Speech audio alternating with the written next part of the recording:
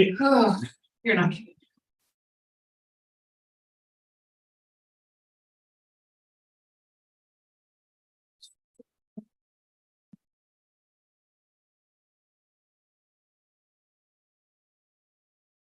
Are live. Okay, welcome to the September 14th meeting of the Board of Raleigh County Commissioners. It stands for the Pledge of Allegiance.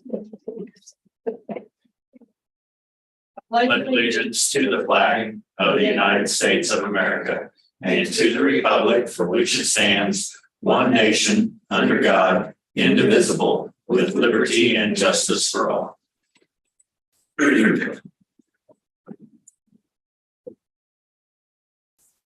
Okay, well, we'll start with public comment. Do we have any? Okay, saying none, we'll go to commission comments. Commissioner McKinley? Okay, yesterday morning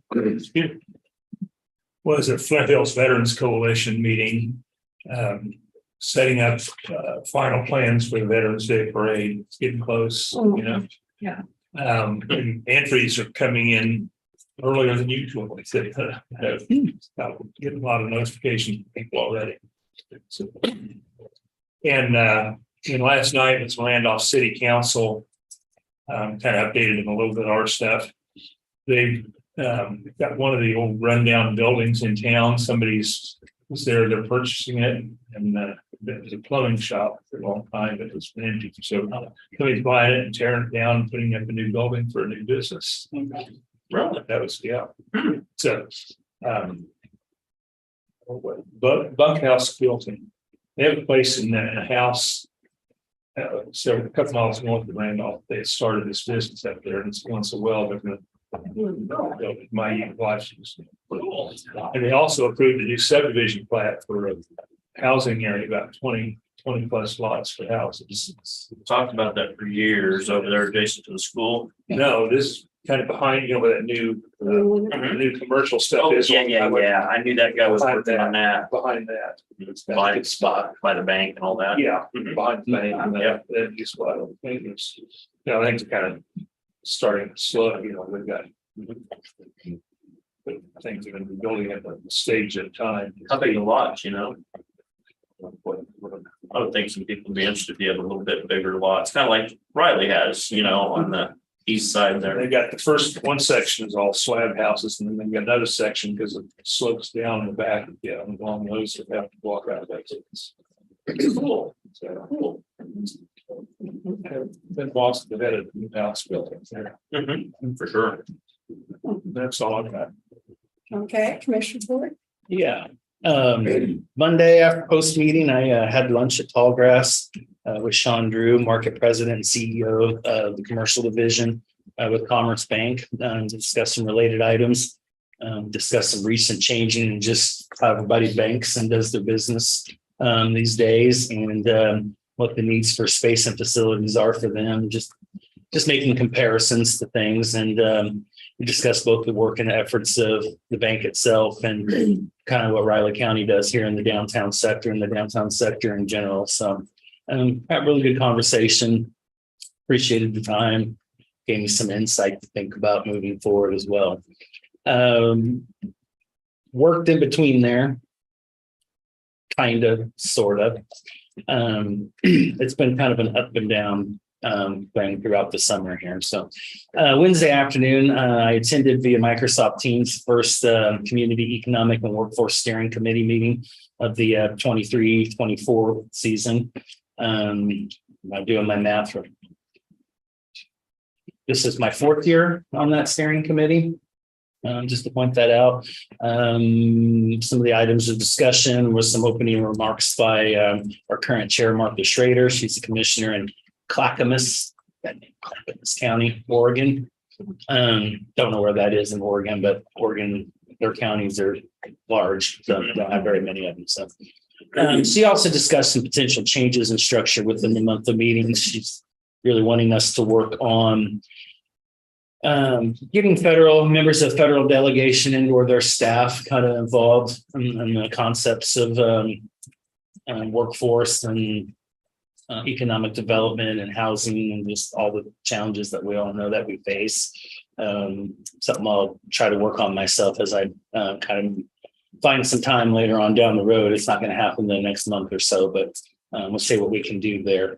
I think that's a good idea. Gives everybody on that committee a chance to see what other places are doing specifically and how they're pooling resources and developing plans and innovations to work through some of these challenges. Our guest speaker for the call was Kevin Schroeder. He's a senior analyst and economic and government studies for NACO. He discussed and gave an update on NACO's housing task force. They've been done and complete for about 6 months now, but still kind of working through the details of that and the final report, setting of recommendations that will be coming out through them. Next, Michael Matthews, our legislative director for the committee, gave us a, how do I say it, grim update from Capitol Hill. Boy, it's just a mess at this point in time. That's all I can say. A lot of things are on hold right now. Discussed a little bit about the farm bill that's should be, out here at the end of the month, but there's a lot of things up in the air at this point in time. So it wasn't terribly positive. That's all I can say. We did end the call with the discussion.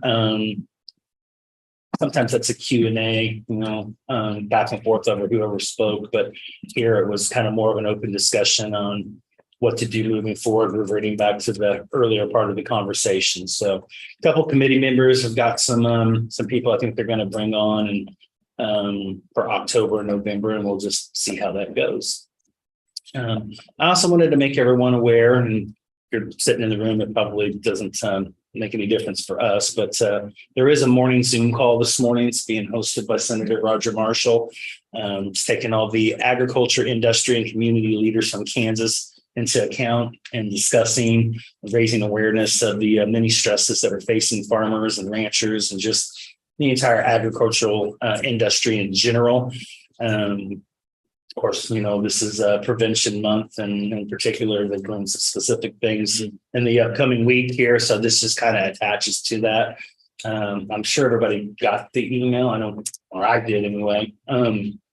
I reached out to staff and told them, of course, I was going to be here this morning, but gave them a couple of thoughts, including in our area usage of the crisis stabilization unit and the state funds. Everybody's aware of that, but at some point in time, maybe it'd be good to connect members of his staff and maybe hit that senator himself and get them out here for a tour at some point in time. So I think that's a really great program out there. And he hasn't done that yet. Michael. To my knowledge, no. Several members of his staff are aware of it out there, but just trying to connect dots with them there. The call is supposed to help guide and direct everyone to the resources available in different parts of the state, as I just mentioned here, and how we can better connect everybody with those resources, in particular those members of our ag community that are struggling. So, and with that, that's all I've got this morning. Okay. Let's see. Tuesday morning, I was on the In Focus radio program on KMAN. Vivian joined us to discuss a press release that they put out on the mill levy and budget to counteract the Mercury's publication. And so we had a really big, good discussion. We also discussed, and I brought along our budget calendar that this year that started in March, and we talked about how important it was that people follow along and be involved in it. If they want to have comments and input into it. I think that even Brandon was kind of surprised that we started so early in the year. So I think that was a good thing to educate people. So I also I gave some upcoming events that I got from the health department on the vaccinations available, and then I talked about the Oktoberfest on October 12th. That's going to be offering COVID, flu, and RSV vaccinations. And they're going to be having a mini farmers market with A&H Farms. So, and then we did have several phone calls during the program, which were different people than we had before. So that was kind of one of the questions came out about what we were doing, and what the update was on the Marlette Avenue, the lanes. I said, hey, we just had a report on that. So that answered that question, which was good. So, Wednesday, I attended the leadership meeting held at the health department. It's a quarterly meeting. I hadn't been there for a while, and our program gave updates. There was a good one on WIC. It was quite extensive on how that's working and how that may be affected by the farm bill. Later that day, I attended the opioid task force meeting. That was really well attended. The room was full. We had some. And even had attendance by the U.S. Attorney's Office and KBI and FBI. They had representatives there, so it was really well attended. Director Pete is the person to kind of take over the chair of that committee. And he led a discussion on plan of action that includes a steering committee. And I volunteered to be on that committee, so I'm on the steering committee, which will put together like a mission statement, plan of action for all the people in the room. Brittany was there and she gave an update on, the amounts on that opioid for each of the entities. That we could talk about it later if you like, who's involved in it and the kind of allocations for the different counties. Let's see, that's about all that I have. So been going with this. Just on the opioids, got updated by Elizabeth this morning. They just finished interviews and they have a couple really outstanding applicants. Oh, good. One thing you'll be familiar with, and so it sounds like that'll get progressing rather good. Just so the commissioners know, it's kind of like I suspected, though. The city of Manhattan and Riley County, probably more so Riley County, have to pick up the lion's share of that. But the city of Wamego, I believe, agreed to contribute some. Potawatomi County has, not at the full level based on population, but we're getting some cooperation. But I think we'll have to subsidize it more.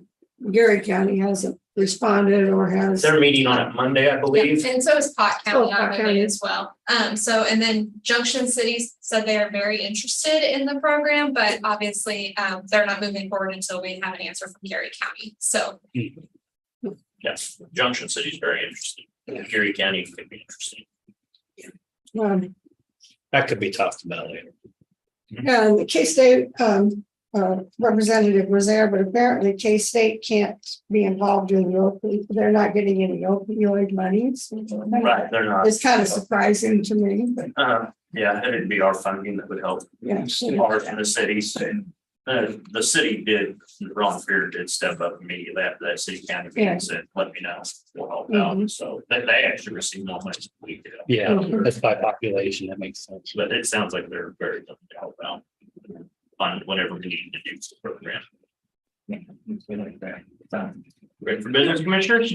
First item we have is Riley County District Court 2024 budget. I haven't even lost it. This is one we looked at before, right? This is Correct, yeah, this is just affirming what was approved.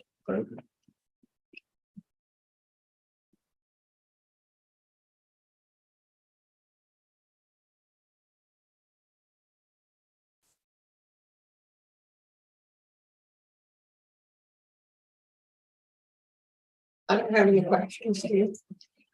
Okay. I'll make a motion then to approve the Riley County District Court 2024 annual budget, and then to be submitted to the Office of Judicial Administration. I'll second. It's been moved and seconded to approve the Riley County District Court 2024 annual budget and will be submitted to the Office of Judicial Administration. All in favor? Aye. Aye. Chair, please, it looks like Catherine was right above where it says that. Presiding officer. Yeah. Any others for the joint city county meeting? We talked about adding something. I mean, with this discussion going on at Seco Park, Yeah. I don't know. I don't know how relevant that is probably for Potawatomi County, probably more, Yeah. probably a little bit more. That for probably school district maybe, but I don't know. I don't know if they can be invited or not, but Well, I didn't know if we talked about making any statements on those. don't really, I mean, there's so many different components right now. I don't really know what's going on, so Yeah. maybe we need to wait a month or so. Yeah, and I think the next step is just the board making your own appointment. Yeah, I think that'll. We kind of did that already on Monday. Yeah. We were gonna have a discussion and let them know where we stand on it. Yeah, talked to him yesterday. Yep, sounds good. All right. Any item for an intergovernmental luncheon? Nothing's coming up. It's coming to mind. So what, do they have anything on the agenda yet? Not that I have seen. All want to attend? Yes. Yes. Clancy, I'm sorry, Rich, I was looking. intergovernmental? Oh, you'll be gone probably. Yeah, I was gonna say, what's the date again? 28th, 28th of September. No. or 25th. Yeah, somewhere. I think it's Okay. that you'll be Monday. gone. Thanks.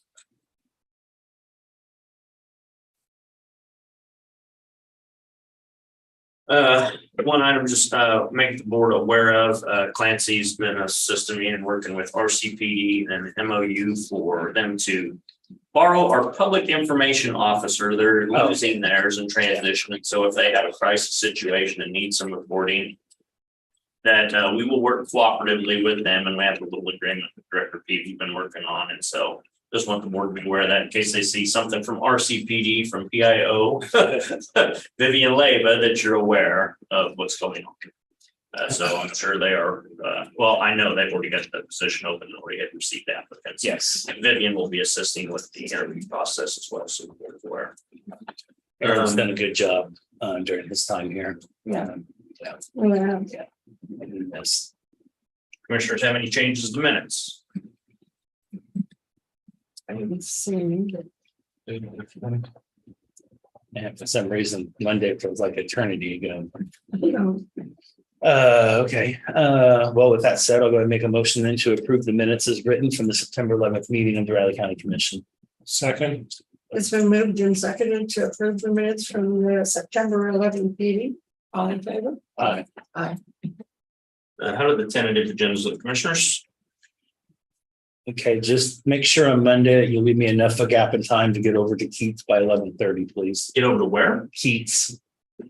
That's where the Law board enforcement reading is. At the park. Yeah.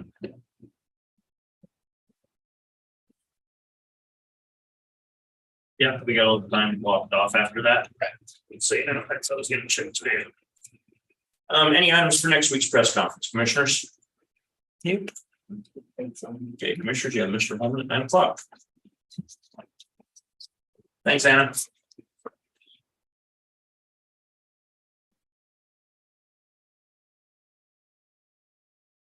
Well, I like these mornings. Oh. It's so nice to be able to have the windows open and wake up to fresh air and At 40. not walk out to an oven. Was it that cool? Yeah. It was cool. I think it was 51 when I left the house. I can deal with that. Dan Martin, our first public works director, when I was here, he'd been here forever. He said, like 40 years ago, they used to have temperature gauges around the county, and they'd have to check on like monthly or whatever. And he said, out where I live on Frog Hollow was always the coolest place in the county. Uh-huh. We're talking temperature, right? Because No, it's just cool. It's just downright cool. Actually, it is. It is. Nice and secluded and.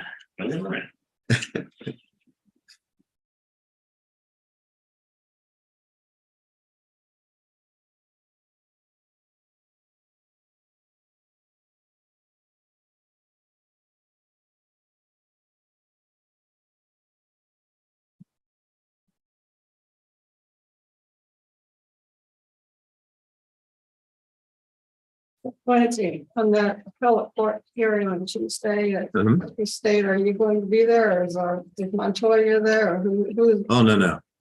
This is ours. This is not a tax deal. This is litigation over code enforcement.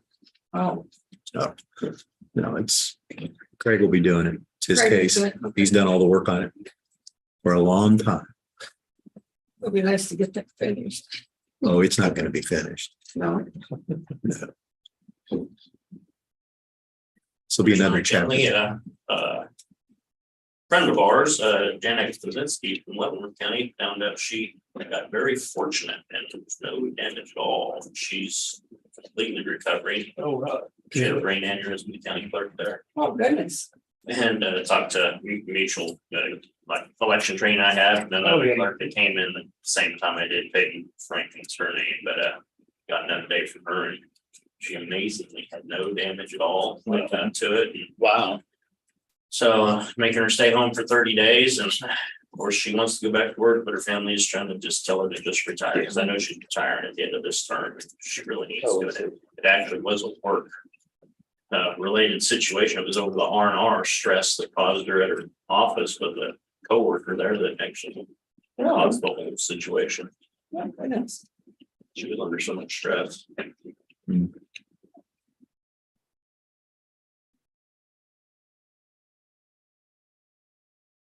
Glad for her. So Jeff, and I guess. Yeah.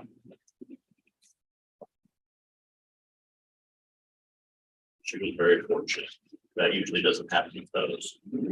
It was right up in here and they had hoped to go in hard by Scotland, but they couldn't. They had opened her up, get into it, but.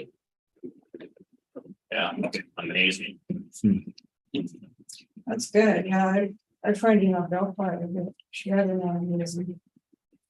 That surgery was going really well, and another one taken. So it's That's really, what she just needs to retire. yeah, it just, I don't think everyone's taking, but she's jumping back into things. Too fast. Yeah, she just retires. We're all the same week, lots of them, we're also in the pot there. Some.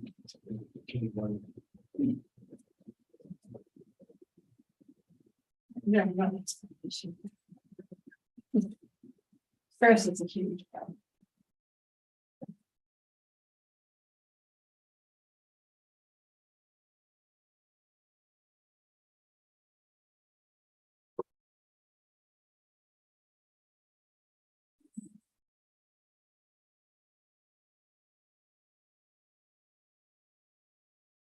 Where are you going on vacation? Outer Banks. Oh. Hopefully not the Underbanks. Yeah. So you are, I just assumed you're going to Vegas. I said East Coast. This time someplace different. This is a 40-year law school section reunion, small group of classmates, 6 other couples.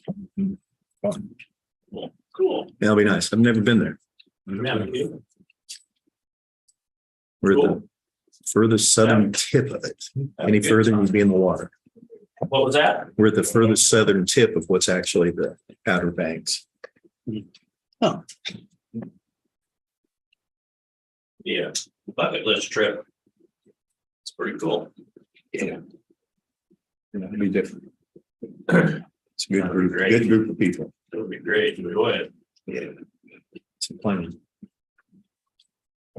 We couldn't believe it. They started having hurricanes immediately. So, as we approached it, we've gone through 2 storms now, I think. Yeah. So, Kind of hurricane season's been weird this year. It's been awful a little bit.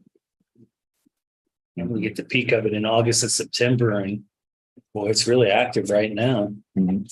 But then again, our seasons, like I say, are a month off. So Yeah, Oh, it's I've shifted. agreed for a long It's time. They've been shifted. off. Seems to be the case. Now I got to hear a bunch of East Coast accents for a full week. I don't know if I can take it. no, what's going to happen is they're all going to say you have the accent and they don't. Well, they're wrong. I know. That's what I say too. I told them that 40 years ago. I can't believe they actually say things like "used guys." Always thought that was an exaggeration. It's not. It's not.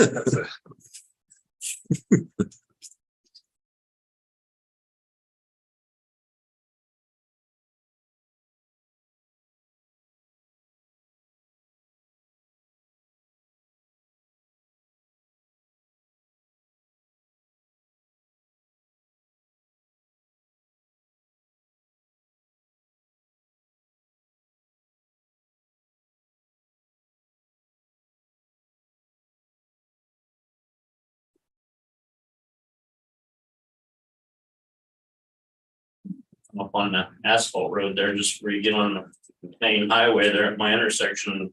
Black Angus cattle all over the road. Oh. Police officer was sitting there, pulled up beside him and said, you know who they are? He goes, no. I said, well, I know the landowner. I had him on my phone. So I called him and texted him, and he's horrible at answering his phone. I hunt on his land. I know how hard he's to get hold of, so the cop would. Gotta be careful because that would turn into ground beef really quick. Could have. I was coming up over a hill and one was starting to walk out of the road, was shutting it down real quick. And all the police officer there, neighbor guy had Black Angus all over his yard.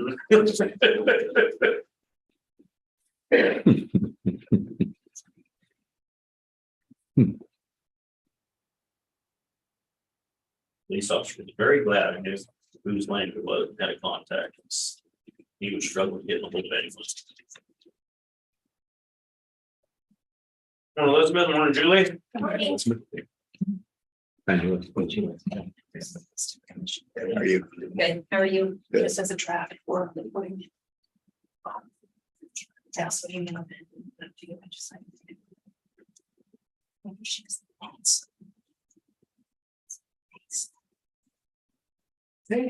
Purple looks good on you. Really does. All I'm pending my birthday all the time. Yeah. Yeah. But. I found this one to be a little contradictory. Okay. Yeah.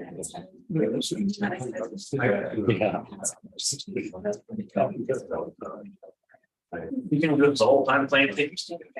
Yes. 30 minutes. Yeah. And then.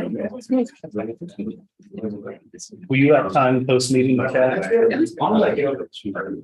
So I'm not sure who she wants to, I'm not sure which group she wants to bring to.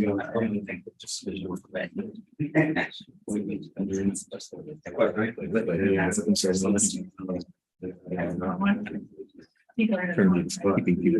I'm not sure. I'm used to getting this medical. Yeah, I mean. I get done with it, 10:45 this morning. Yeah. Yeah. One thing, anyone into the meeting wanting, not an executive minute. Right. That 11:45. Yeah, I think- Yeah, That's just regular. Perfect. Yeah. Yeah, and but I'm just not really sorry.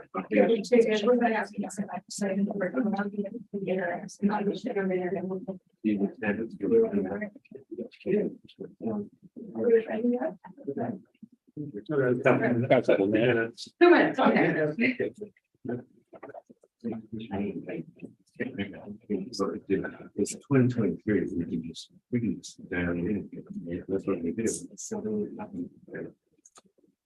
Anyone know what's going on in the old Kansas State Bank branches on the corner of Flags? Tore it down. Yeah, Oh, really? Finally. a lot of angst over that for some reason. Oh, really?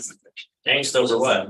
Just tearing the building down. Oh, really? If there's angst over that, what was there more angst? They're tearing that building down, that newer bank that they just tore down, bank going down quick. Actually, I'm angstful over that because that's just right up the street from me and it's almost impossible to get in and out of there now. That was a bad location of that. I mean, that's just full of traffic. And The whole convenience store there with the gas and everything, it's just, it's bad for traffic to man it is utilized. it is. Good spot for it, but not a good location. As far as that lot behind the old Ripples McMillan liquor store hasn't been developed, that open back in there. Location. I'm hearing that's gonna, last I heard that was gonna be a Casey's. Really? Well, originally the case was going to go second there, but I didn't. No, they want a second location. I thought we can go. Yeah. That one struggles so much. No. Oh, my. Poor old. It's not in a bad spot there too, but we're wanting to put a second one in. Yeah, I know that's what they Yeah, talked about. but I don't know what's happening with it. Put something nice in like that shop. You got Darrow's across the street. I mean, I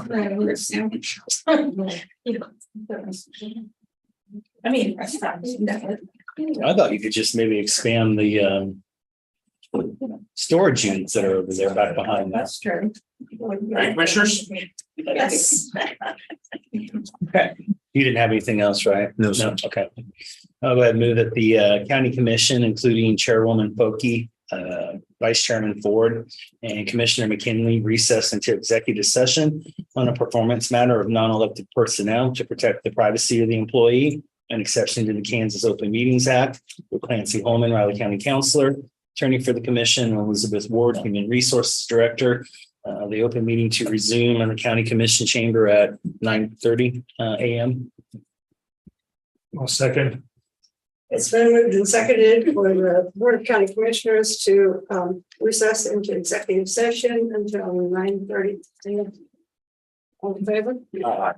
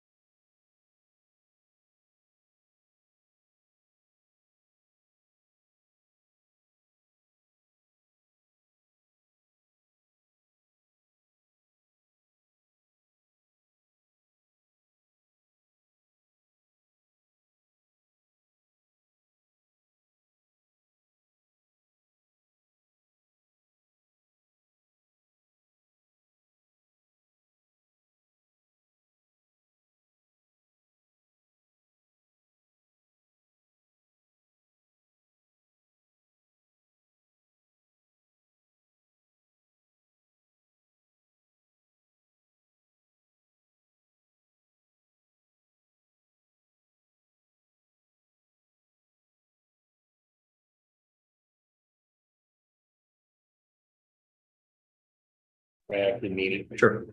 You guys are back. Okay, now we'll move that the Board of County Commissioners come out of executive session. Second, It's been moved and seconded that the board come out of executive session. All in favor? Aye. I'll also move that the record reflect action shall be taken consistent with the consensus reached in executive session. second, So moved and seconded that the record reflect action shall be taken consistent with the consensus reached in our executive session. All in favor? Aye.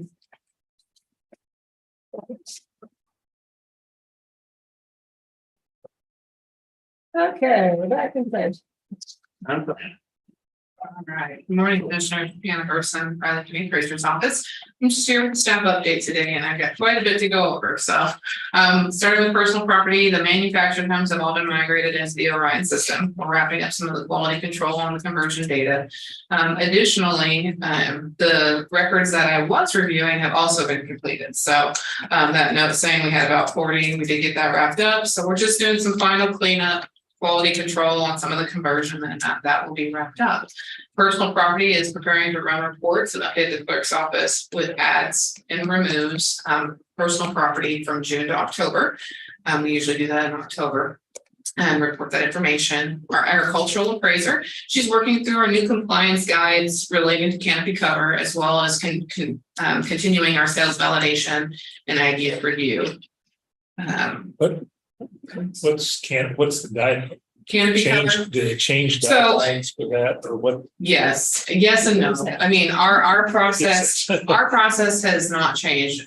There was some changes across the state where many counties removed the canopy cover. It was considered as part of the base, with the use value.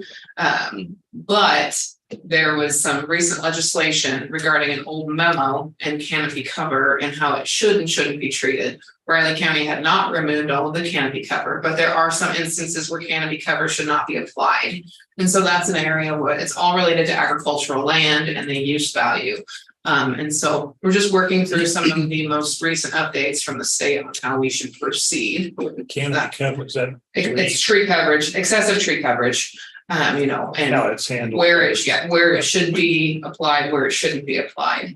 And so that's what she's working through right now. Again, nothing is really changing in how we've done it, just there are some instances where it won't apply anymore. And so that's being removed in some of those instances. Our residential department sales validation and review are continuing. We're just under 90% complete on the annual review phase. There have been 786 sales reported. 700 of those are residential. Both figures up over last month. The median sale price is currently $236,000, which is $13,000 up over last month. Our current residential sales ratio is still sitting at 95%. There have been a total of 233 building permits. 33 of those are new dwellings. There are 2 small claims hearings scheduled for September 6th relating to, we obviously the time's passed, relating to 2023 valuation. There's also 1 full Board of Tax Appeals hearing scheduled for October 19th relating to 2023 valuation. Additionally, since this was prepared, there are 9 vacant lots at the full board also scheduled to be heard on the 19th, and an exempt hearing, a property exemption request hearing will also be heard on the 19th. And that's just one where I deferred to the board for the decision regarding whether the property actually meets the qualifications for exemptable status. We've started working on our residential market analysis. It's a very, very busy time of the year in our office.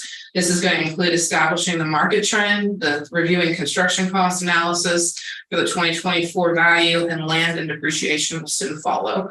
We are glad to announce we are fully staffed. That's exciting, and we are training new staff as we speak. We are also wrapping up that photo project on those parcels that were digitally reviewed that did not require physical inspections. I have attached a copy of the commercial bonus spreadsheet as I've done annually. There have been a couple notable changes. Morrow Apartments for 2023, Hilton Garden Inn for 2020-2021, Holiday Inn Express for 21, and Manhattan Surgical Hospital for 22 have all been dismissed. So those cases those cases are reflecting on there with the cross line through it. There's one additional bill of appeal docketed. It is again relating to residential full board for October 19th. Totals at the bottom of the page reflect the before dismissal total value being appealed and the after dismissal total value being appealed. Additionally, Home Depot is also scheduled now for the 17th and 18th. This is regarding 2020, 2021, and 2022. It's 2 full days, and we anticipate that hearing will be going. This was a continuance from the last continuance, and so we are planning to be in Topeka for that. I know that Mike Montoya, our counsel, will be in Topeka next week regarding 2018, presenting to the Court of Tax Appeals some information. So we currently, we have one commercial small claims hearing. I believe that one's scheduled for next week, the 20th. And our commercial analyst has completed neighborhood land and depreciation analysis. Those income and expense questionnaires were sent out last month. We are processing those as they return. Tenant interviews have begun. And so some additional information. So on August 30th, we received our 2023 compliance report from PUD. Thanks to the hard work and dedication of the team, we've met the criteria for substantial compliance and statistical and procedural compliance. So I have to commend my staff for all of their hard work and effort to make that happen. We did just return from conference. IWO conference was in Utah this year. It was packed with education sessions, networking with appraisers around the world, and we just are beyond grateful for the opportunity to attend this conference and wanted to express our gratitude. This year, the focus was geared towards leadership with a conference theme of blazing trails. There was a wide variety of courses that were offered, ranging from things like collecting and maintaining property data, oversight and compliance review, developing and managing your cadastral data, leading and managing the assessment office, and managing complaints and appeals. Kansas State University's Dr. Judy Faber did a session on building high performance teams. This session was by far one of the most valuable sessions at conference, and I gained a lot of valuable insight. The connections made at conference and gleaned from those sessions that were provided are valuable. And again, just wanted to express our gratitude. Update on our 2023 Ford Explorer from the CIP project from last year. It was a little concerning before I went to conference because it was sounding like it wasn't going to happen. But after I got back from conference, I was notified that the vehicle at this time appears like it will be delivered without, and we're hopeful, without any further price increases. There were concerns because we didn't have any VIN numbers or anything saying that it was actually being built. And we did receive notification that it appears to be being built. So yay for that. And lastly, Senate Concurrent Resolution 1611. I provided you guys with a letter from myself addressing the proposed Senate Concurrent Resolution 1611. Okay. This resolution or proposed resolution would be an amendment to the Kansas Constitution. This was introduced during our last legislative session, and it would place a 4% cap on property valuation annually. I put the letter together just to share my concerns, ultimately for the citizens of Riley County, basically regarding capping the valuation increases. Implementing caps would create an unfair and an inequitable distribution of the property taxes. We at the appraiser's office are tasked with valuing that property at market in Kansas because we're a market value state. By doing this with all property, it ensures everyone's piece of that pie is equitable and the tax burden is fairly distributed. When you place a cap like this on markets that vary, there's always one portion that ends up always paying at market, while everybody else, that's maybe the appreciation is 8% per year or 15% a year, but we're being capped at 4%. All of them are now paying under. Their property taxes are based on a below market value, while everyone else that's 4% or below is at market value. And so over time, it does just create an inequitable distribution of the taxes. And I think it's important that the people understand that it would eventually lead to full reappraisal. That's the bottom line. I mean, we'll be back where we were at in the 80s. But as far as for our processes and what we have to do, it's still not gonna change. We're still gonna be required to determine what the market value is of the property. It just means that if this legislation was to pass, we would be looking at having to override potential values to a 4% cap. So just wanted to make you guys aware. It was asked kind of talk to your appraisers, see, what are the concerns? And that's really just the genuine concern, because it's not going to benefit everyone. It's going to benefit a few. So anyways, I know it was a lot. Do you have any questions, thoughts, concerns? And maybe I can provide you with some additional information. On the vote of ones that were dismissed, was that who dismissed them? The opposing council, there was communication and it was determined, one of them was an exempt property and we weren't even sure why they were going through the appeal process. So that one may have been, sometimes when a tax rep gets a portfolio, they get a bunch of properties and they just appeal everything in the portfolio. And in some cases, like the one that was exempt, it was just dismissed. The others, though, those have been open for a while. And so They finally looked at them and decided it wasn't. potentially, we don't understand why they wait a year. I mean, these were 2020. I mean, a couple of those were from 2020. Well, I'm thankful, that they realized that, our value was realistic and dismissed them, but it doesn't always happen that way. It's a challenge. So we stand at 392 million, or I guess close to 392 million. That's still with outstanding appeals, $392,734,270 worth of property appraised value is still outstanding at vote appeals. Yes. And I would probably say on the concurrent resolution 1611, just be prepared. It's going to pass. Yeah, that's the feeling. It's going to pass. Yeah. That's what I'm hearing. It's got a lot of headway, and that's part of why In the it's going to pass. Yes. Yes, it'll have to go to a vote of the people. It'll end up on a ballot. And I Yeah, dare say that it's probably going to pass too. agree 100%. Yeah, the commercials are going to spin that.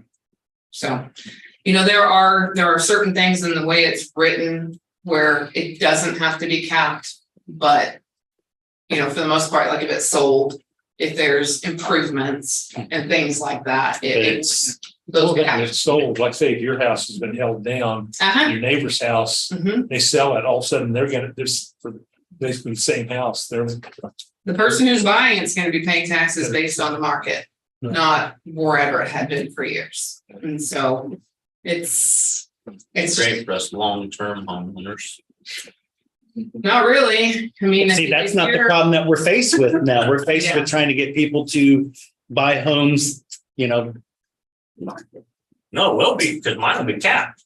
Yeah. Yours will be capped at 4%. But again, if your market was only going up 4%, well, you're going to be paying full market. But these others that their market's going up 15% or greater and they're capped at 4%, they're paying under market. So in the end, it's really just not going to be. It'll be a mess. I don't think it'll help our challenges we have with housing just in general. It's going to affect our housing challenges as it stands, as far as buyers when they, all of those things. It's going to tell them, this is, if they reappraise it to market value, your taxes are going to jump. That's there's a lot of pieces that I just don't think that everyone Buyers probably understands the true implications of a system like this. So, Well, how do you get the information out to the people if it actually passes the legislature? Who is going to champion? and that's something, we can work with we could work with our PIL officer and try to just get public information out there on the whys behind it. As far as the appraiser's office, again, it wouldn't necessarily impact our processes. It's more about just making sure that people understand what the impact would be. And I'd be glad to help to share information with our public information officer on that. Not championing. Yeah. Can't advocate, you can only educate. No, we can only just educate what could happen and would likely happen over time. So. Any other? All of it was good. I liked it. But you had some good points. Yeah. I made the most points last year when it first came up. I sent email communications on the whys, but it's reared again and it's not going away. So just make sure everyone knows it's coming. Anything else? All right. Well, thank you so much for your time. If you need anything, please feel free to contact me in the office. Thank you. Thank you. Thank you.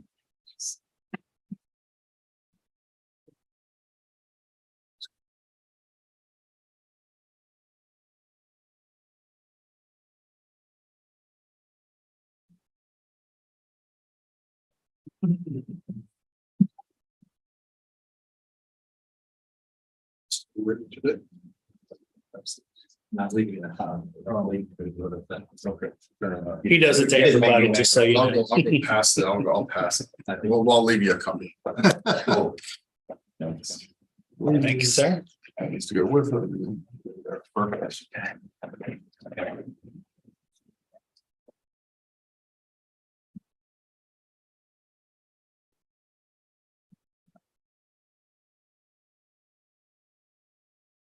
Those are good bands. They have a The highlight. one end, which I have found, Very good. they attract people's attention at career fairs because folks like the idea of having a highlighter and a pen all in one. I do too. I use them frequently. Don't play with the lid in your pocket though. You'll pop the lid off the highlighter and next thing you know, bad things happen if you're ordering it. I just missed the old school pins that, you click the button and it gave you a different color. Oh, those are good. Yeah. Yeah. All right, well, thank you, commissioners, for having us this morning. Darren Solden, Director of Economic Development at the Manhattan Chamber, Christian Bishop's joining me this morning as well. I've mentioned a couple times over the course of the last year or so, we've been in some of our talent strategies and some of our efforts there. I just we've got some new print materials. There's some updates that have been made to our Made for Manhattan website. I want to highlight a few of those this morning, and the couple items make that particularly timely. One, many of you know Amber Wilhelm, Amber Hutfluss, after she's married, was in. She'd come and updated a few times. Amber has moved and so is no longer with us at the chamber, but we're replacing that position, that talent strategies position, and have a new person that's going to start next week. So I anticipate that we'll be bringing her in to meet all of you in the relatively near future. The second item that makes it kind of timely to update some of this information is we are getting right into the heart of career fair season, career and veteran fair season. We have a stretch of about 6 to 8 weeks in both the fall and then again in the spring, where we do a lot of career fairs at universities, colleges, community colleges, technical colleges across Kansas, and I'll do some outreach into Oklahoma, Missouri, Nebraska, Iowa as well. And then there's veteran fairs also. So Kansas Works did a veterans fair last week or earlier this week in Junction City that Christian took part in with our Made for Manhattan information. We also do typically the Kansas Works will do an event in Manhattan as well. There's also Fort Riley on post events that we're doing, connecting with transitioning soldiers, connecting with spouses, partners, family members that are looking for employment in the region. One of the things I wanted to highlight, and I want to kind of get all the information, the printed material in front of you in one place, is that a couple things. One, while the brand is called Made for Manhattan, I know you know there's information on the Made for Manhattan website, so madeformanhattan.org, that highlights surrounding communities. So it's not just Manhattan, but communities in both Riley and Potawatomi County. And has additional information about those communities that folks have an interest in living someplace other than obviously just Manhattan. But Manhattan's the recognizable brand on that from a regional basis. The other thing that kind of want to highlight is that this program, one of the key things that this program can do effectively for our regional business community is it allows us to take the chamber to take staff time and develop resources and go out and promote jobs in the area. And a lot of times we're promoting opportunities on behalf of companies that maybe don't necessarily have the especially the time or other resources to get out and go to all these career fairs. It's just not realistic, right? It's not realistic to leave the store for a day and go to Hayes. I was at Hayes last week. It's not realistic to be in Junction City from noon until 7 in the evening, like Christian was earlier this week. And so those kinds of activities, we really want help from all of you. And as you talk to folks that are hiring, and we know there's a lot of folks that face hiring challenges, personnel challenges these days, but especially folks that are looking to hire either interns or college, recent college graduates. That's an area that they're looking at, or those that would have an interest in hiring transitioning military spouses, partners, family members. Those are folks that we've built over the last several years as part of this Made for Manhattan program. We're really good inroads with, and so if they're looking to hire in those types of folks, that we can go out and help promote their job opportunities. And obviously, the more job opportunities we're promoting in the Manhattan region, the better our message, the better our story is when we're out in wherever it might be, whether it's Wichita or Kansas City or Hayes or any place. And so we're right, like I said, right in the middle of career fair season right now. So as y'all talk to folks, people provide feedback to you from the business community, help us spread the word about these opportunities. There's you can kind of see some of the new targeted materials in there, specifically around biosecurity, biomanufacturing, manufacturing, construction trades, and healthcare. Those are 4 areas that are really really important within our region as far as not just attracting primary sector jobs and new money to the region and the community, but also all of the service and support that goes on in healthcare, construction trade. Talk about housing, a key issue there. Really good things going on with MATC as far as adding additional capacity there within construction trades. But I was out at the technical construction trades career fair at Fort Hays State last week, and tell you what, that is a popular field. If you are graduating out of that field with a degree or certificate, you have a lot of opportunity. And there were companies from I saw 4 or 5 other Manhattan area companies at that fair, companies across multiple states there, and doing interviews on the spot, offering jobs and internships on the spot. It's a very competitive market out there. So we're doing what we can to go out and recruit in that space. So there's a little bit more information then in the packet too about some of the things you can get a sense of what we're selling to especially young people, but also to veterans and transitioning military. Engage with our young professionals program. There's dual career information on the new dual career program in there. There's information on kind of a quick guide that you can scan QR codes and such on and learn more about the community. So a bunch of stuff there. Just want to have it for you. We are happy to get, if you've got folks you think need this kind of information, we're happy to get it to them. So just let us know. And again, I'll bring a new person in here probably next month, and you can meet her, but it'll be good to Amber did an awesome job. Really appreciate her. It'd be good to replace that position quickly and kind of keep the ball rolling. So with that, I know Christian has a couple other items to talk about related to Made for Manhattan, and then some military updates. I'm happy to answer any questions when she wraps up. So thanks.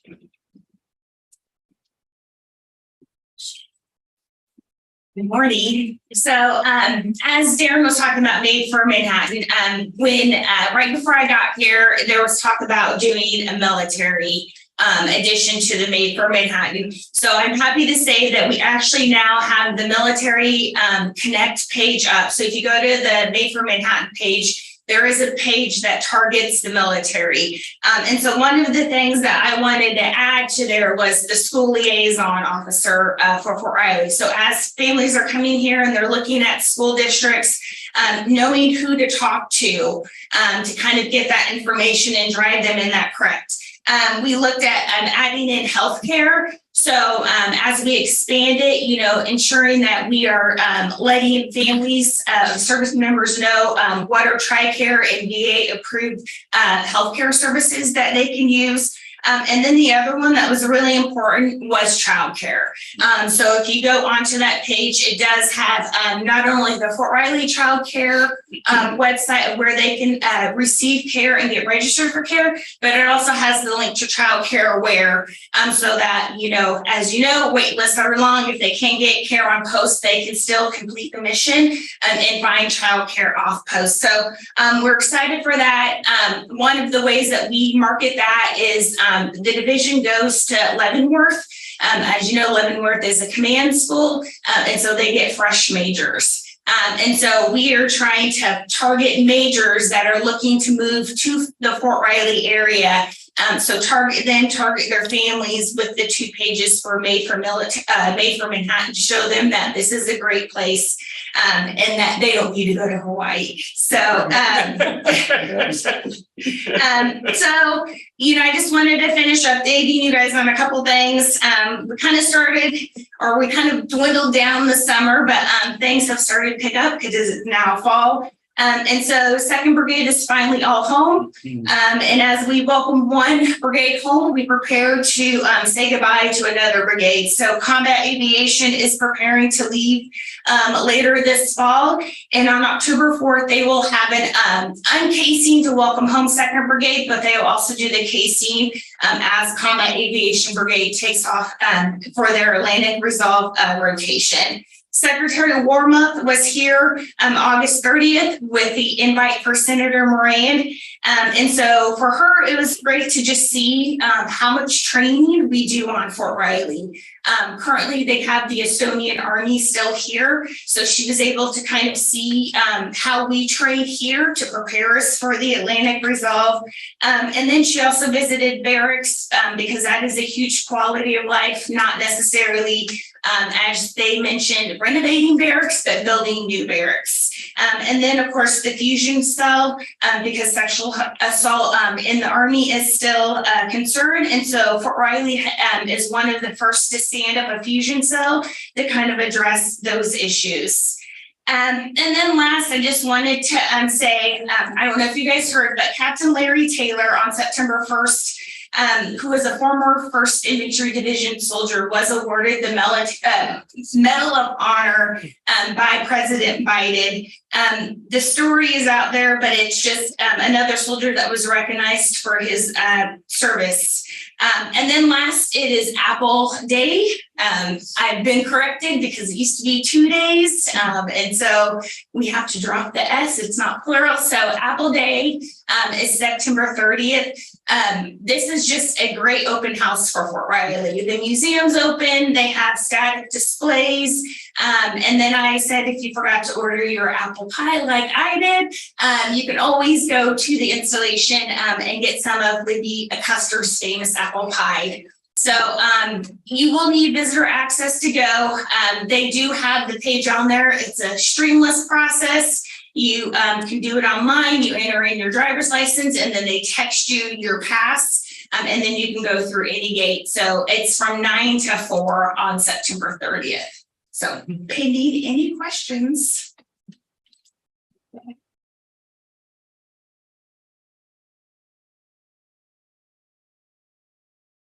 Thank you all for having us. Any questions on any of that? I don't have anything. All right. Thanks, Good appreciate it. deal. Yep, thank You guys you. have a good day. Next commissioner, you have Julie Gibbs at 10 o'clock. How you doing?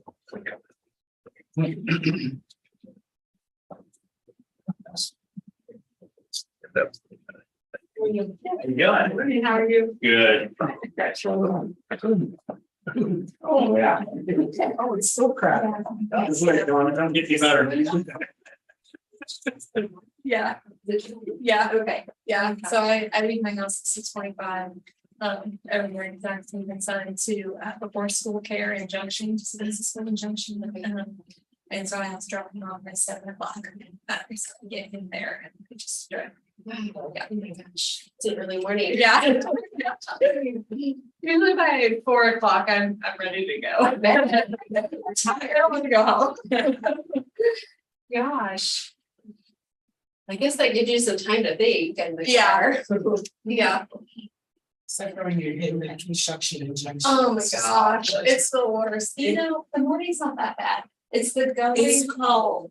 It takes about an hour, like, cause I live in Charlotte right off of 295. Okay. And so like, yeah, it's easily added 25 to 30 minutes to my commute at night. Yeah.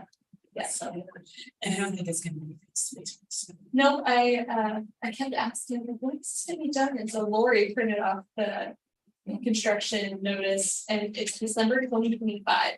Oh my God. Yeah. So not very yeah, like a 3-phase process and Yeah. yes. Yes.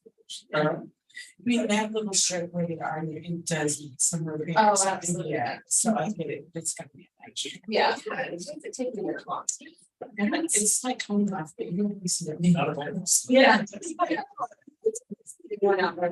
They're like adding in a median and then they're gonna do, they're completely dropping it down to. I mean, it's 190, because you're gonna have to cross over that median after they finish it. So they're putting that in first. And so like game day. Like I see when last weekend actually, I was in, but oh, because it was so bad on first game. I was like, it's a. Yeah.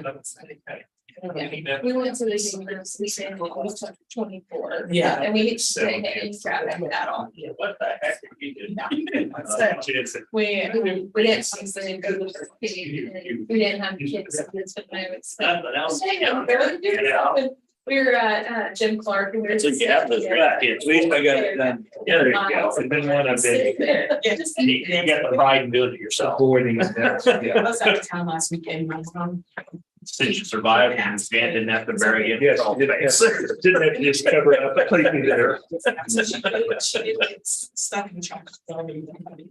She's like, I've never seen. Ready, commissioners? Yes. Yes. You make a motion. Recess as the Board of County Commission and reconvene as the Board of County Health. Second. It's been moved and seconded to recess as the Board of County Commission and reconvene as the Board of County Health. All in favor? Aye. Aye. Great, good morning. Julie Gibbs with the Health Department. Here is my monthly update reflecting back on the month of August. And as usual, Shelley has provided the budget to actual for you, which we will change in the next few months to make it more readable. But as everything is as usual, as it usually is this time of year, with those highlighted areas being usually because of the grants, reimbursement based grants. We go on to program updates, starting with the maternal and child health program. MCH held all of their Becoming a Mom classes on Saturdays in August. They had a total of 84 class participants, and they held their Spanish speaking class with a total of 4 participants.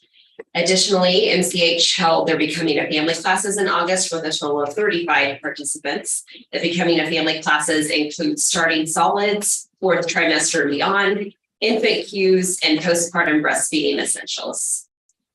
The MCH program continues to work on the Kansas Perinatal Community Collaborative Health Equity Opportunity Project, which is a mouthful, and they're finalizing the contracts and waivers for their yoga instructor, childcare provider, and participants, as well as marketing the classes.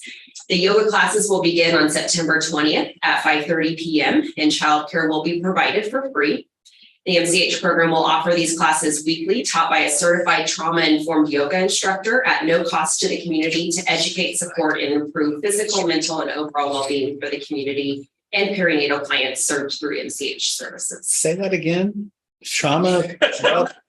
Yoga instructor, it's a thing. Yeah. So we're. I thought actual yoga was just trauma in general. Yeah. Okay. Oh, yeah.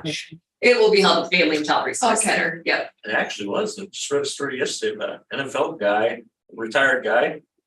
Killed over yoga Really? yesterday. Oh, dear. This downward facing dog means something different. That is Yeah. trauma. Phew, okay. Yeah, it's very interesting.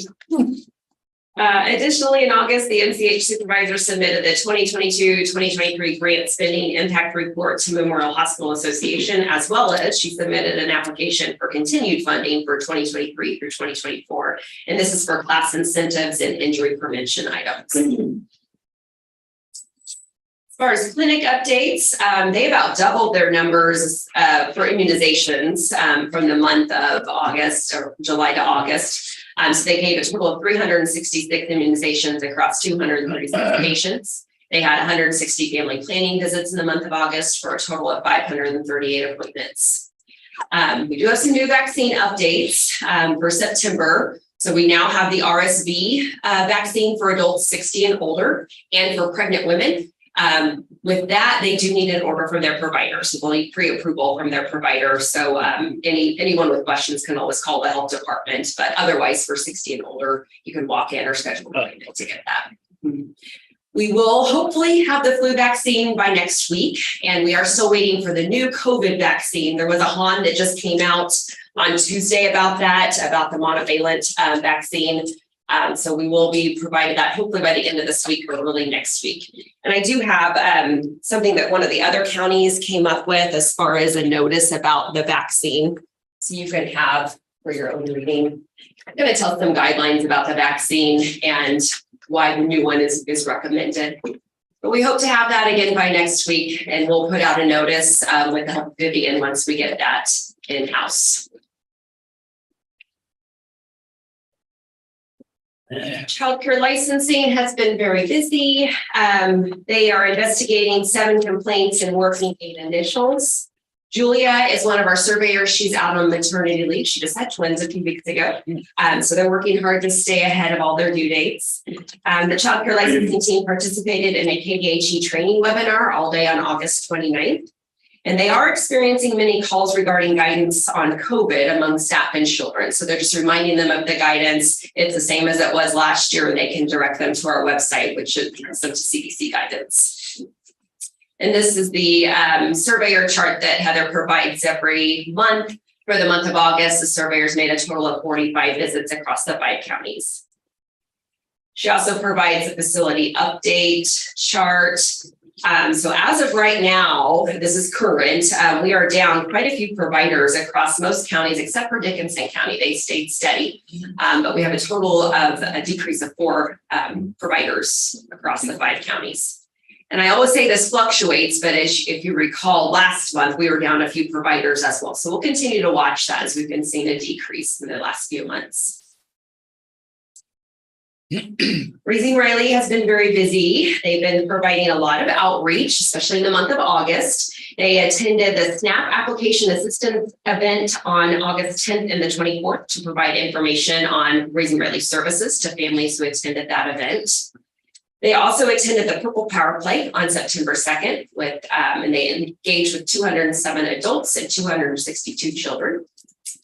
Danae has been very busy with her literacy efforts. She attended the monthly Laundry Love event and provided stories and other educational information to 3 families who attended. She also provided story time for 17 Riley County providers during the month of August. And on Wednesday, August 9th, Raising Riley started teaching an 8-week course on health literacy, what to do when your child gets sick, in conjunction with Kansa Health Clinic and Manhattan Area Resettlement Team. They have 10 Afghan women currently attending that course. As far as parent and provider education, Raising Riley facilitators presented a training on enhancing children's rhyming skills on August 10th. They had 10 local childcare providers attend. Chelsea hosted a free CPR and first aid course for Raising Riley parents and had 7 in attendance. And the staff hosted a Build Your Bounce training on August 14th, and they had 85 in attendance. They also hosted a Flip It training that included 4 steps for parenting skills that focused on identifying feelings with behaviors, limits and expectations, inquiries to problems, and prompts for solutions. So Flip It is another acronym. This was held on August 26th. They had 7 families in attendance. For a WIC update, they were also pretty busy during the month of August with their outreach events. They attended Everybody Counts, Everybody Counts. I'm used to writing county. We started a new program. Yeah, that's right. Or another county and Right. make it 106. Oh, Lord, no. You can go the other way. Yeah. They also attended early childhood screenings and the Ogden Bike Swap, which was a very popular event with over 100 in attendance there. Yeah. They also started up their Pot County clinics again at Onega and Wamego. They have a good relationship with the Onega Hospital, so they'll attend they'll be there monthly from here on out. They've been able to provide free prenatal vitamins with a grant that they were able to receive. So they're giving those out to their clients as well as MCH clients. And Caitlin met with Adrienne Perfecto, a congressional fellow from Representative Mann's office, to talk about the WIC benefits for military families and the impact of the Farm Bill and fully funding WIC. Yeah, I need to connect with them on that. Okay. Yeah. Yeah.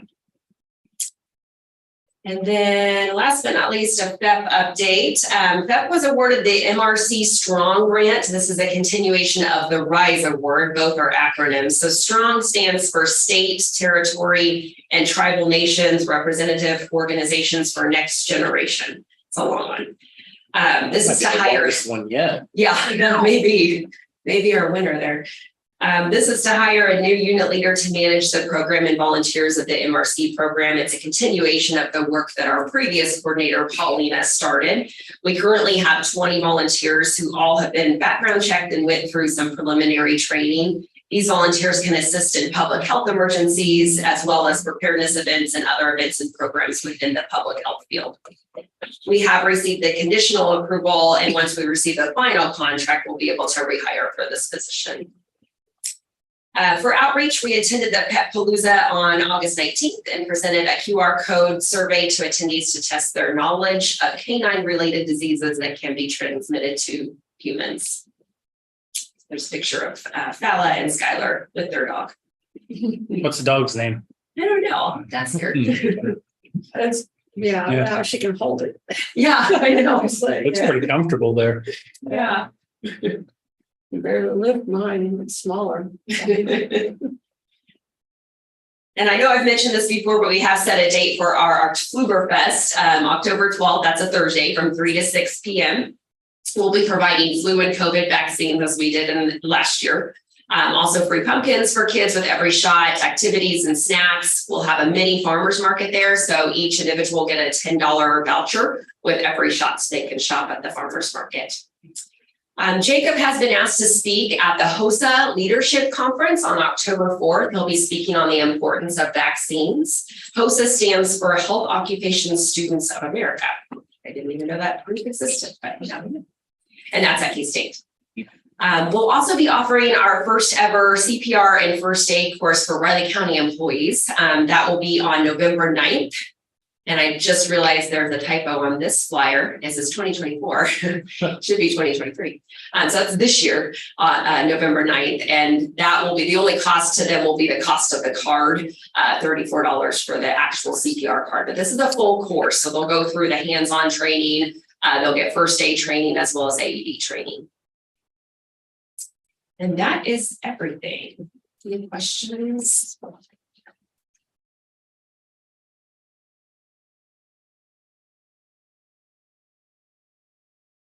What is the adult resilience workshop? What it builds your balance? What is that? What is that? I'll have to get more information from Jan on that. It was in the Raising Riley update, wasn't it? Yeah. Yeah, I'll have to get more information on that. The build your balance. I get that confused with the flip it training, so I'll have to follow up on that. Yeah. You might consider doing more than just one of those first aid and the CPR training. Mm-hmm. You said it's only limited to 12 people. Yeah, they can only teach 12 at a time. It's the ratio of instructors but yeah, we could definitely offer another one. We're going to see how this one fills up, and then yeah, we'll definitely offer another. We have 5 staff that are certified to teach health department, so I'd consider doing that too. Yeah. Of course, I'm gonna work on a Thursday, but yeah, it used to be really popular. We used to have like 3 sessions. Bertram Manning out at Public Works used to be certified to train. So I've taken a couple of times. I need to redo mine. With county employees, it filled up quick. There's a lot of interest. Yeah, we could definitely offer more. Okay, the next item here is from Kaylin. This is our 2024 WIC contract from the state. I kept everything in this card the same. I just changed the dates and some numbers. So to give you a little bit of background information there, nothing has changed in that background. The only thing that's changed, of course, are the numbers. And this is due back to the state at the end of the month.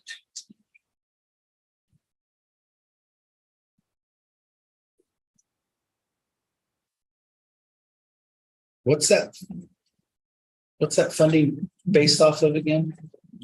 So this funds their whole program, so the WIC and the breastfeeding at all of their locations. Is that what you're asking? Well, it's coming from the federal level, right? Yes. Yeah. Is that part of? Is that standalone or is that part of SNAP? No, that's not part of staff. Okay, that's good, because a lot going on here at the end of the month. Okay.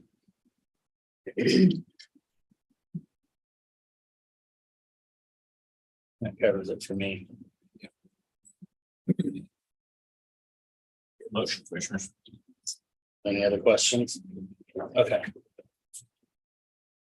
I'll go ahead and make a motion to approve the Kansas WIC local agency budget for the fiscal year 2024 to continue the services in Riley County, Fort Riley, and Potawatomi County citizens. Second.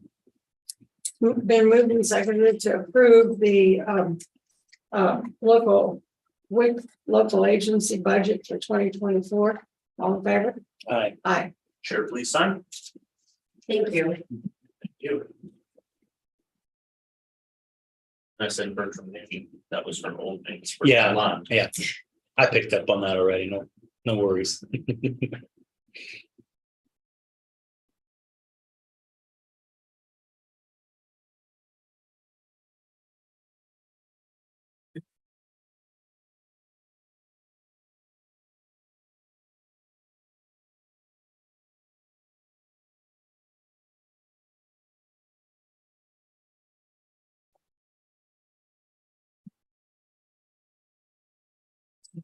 Good morning, everyone. I'll let you.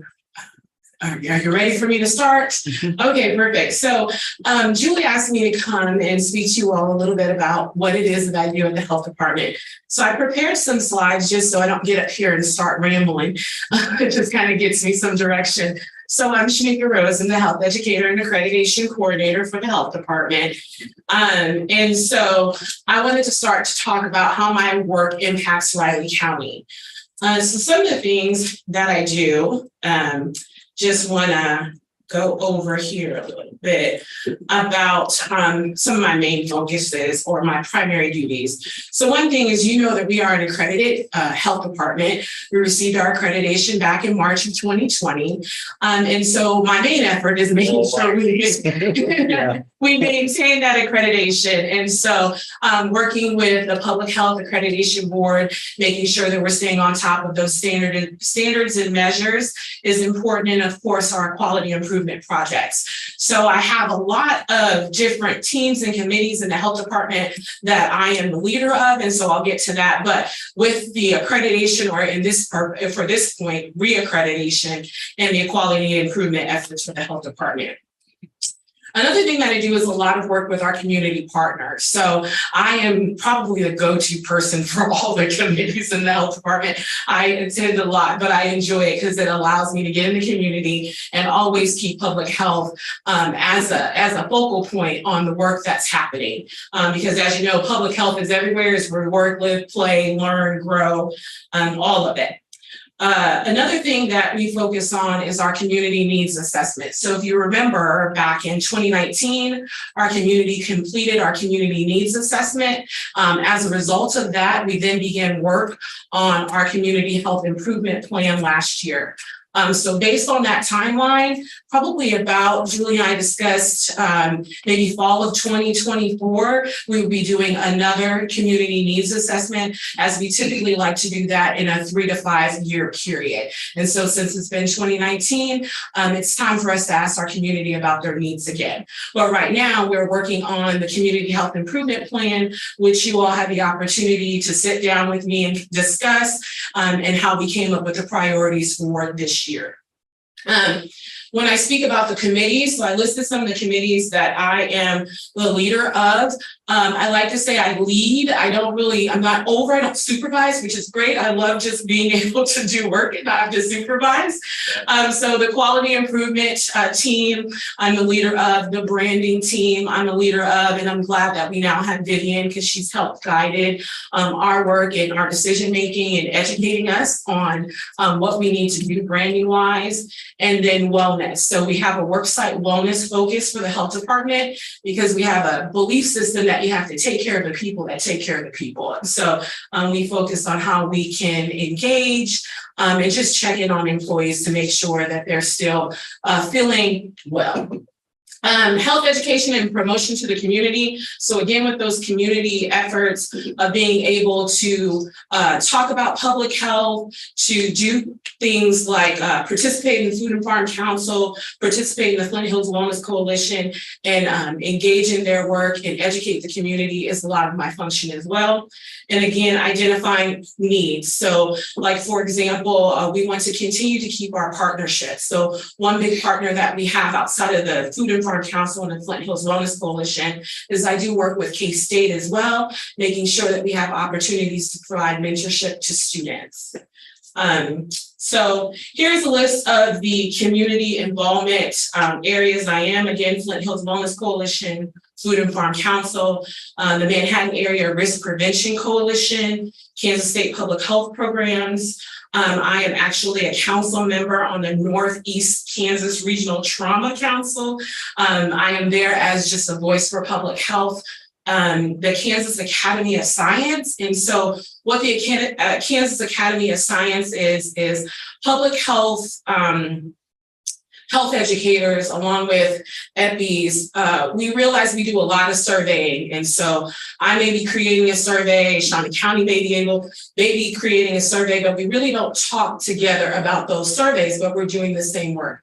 So the Kansas Academy of Science is right now, it's pretty much all the health departments, health educators, or those who have been told, for lack of a better word, by the director to participate, and where we come and we talk about surveys. And now we have a complete survey library on pretty much any and everything public health related, where we can pull from other counties, so we're not recreating the same surveys. So we have a template to where when I go and do my community needs assessment, I can pull from that template and we can see what's applicable to Riley County, and then we can share information across the board. So it's really a good opportunity to talk to other health departments, to share, to be mentors to one another. And so I sit on that and enjoy doing that. It's the person who's over that for us is the Community Engagement Institute of Wichita State University. And then lastly, this is a typo. I put substance abuse because 20 years ago, that's what we were calling these task force, but I understand it is substance use now. So I'm a part of the substance use task force, not abuse. Any questions? Because I'm kind of moving quick. Any questions about any of that? Okay. So some of the committee involvements that I have within the county, I am a member of REACH, so I'm the health department's representative for REACH, and of course I am a part of the compensation and benefits committee for the Riley County Health Department. So next, I wanted to talk about some of my areas of focus for the next 3 months of the things that I've been working on. So I talked about, again, reaccreditation, that is the goal. So talking to the health department staff about us preparing for reaccreditation. I know it's 2023, but these months are moving very quickly. And before you know it, it will be 2025. And so just talking about it, preparing, making sure that we're remembering and engaging and documenting our work very well in order for us to meet the standards and measures in preparing. You have a question? Reaccreditations every 4 or 6 years? 5. Yes, sir. And so again, and so what that will look like is in March of 2025, well, between January and March of 2025, we'll submit our application for reaccreditation. Once that application then is approved, we have 6 months of time to get our documents into the Public Health Accreditation Board. And then I believe Commissioner Ford, you were a part of the group. So then FAB comes in, and then the commissioners will have the opportunity to meet with the team and talk about the health department. And we'll have lots of meetings in preparation, and you'll be seeing lots of my face during that time. I think we had a couple of tabletops or something before that too. Yes. So, but definitely focusing on it, because like I said before, you know, it will blink and it'll be 2025.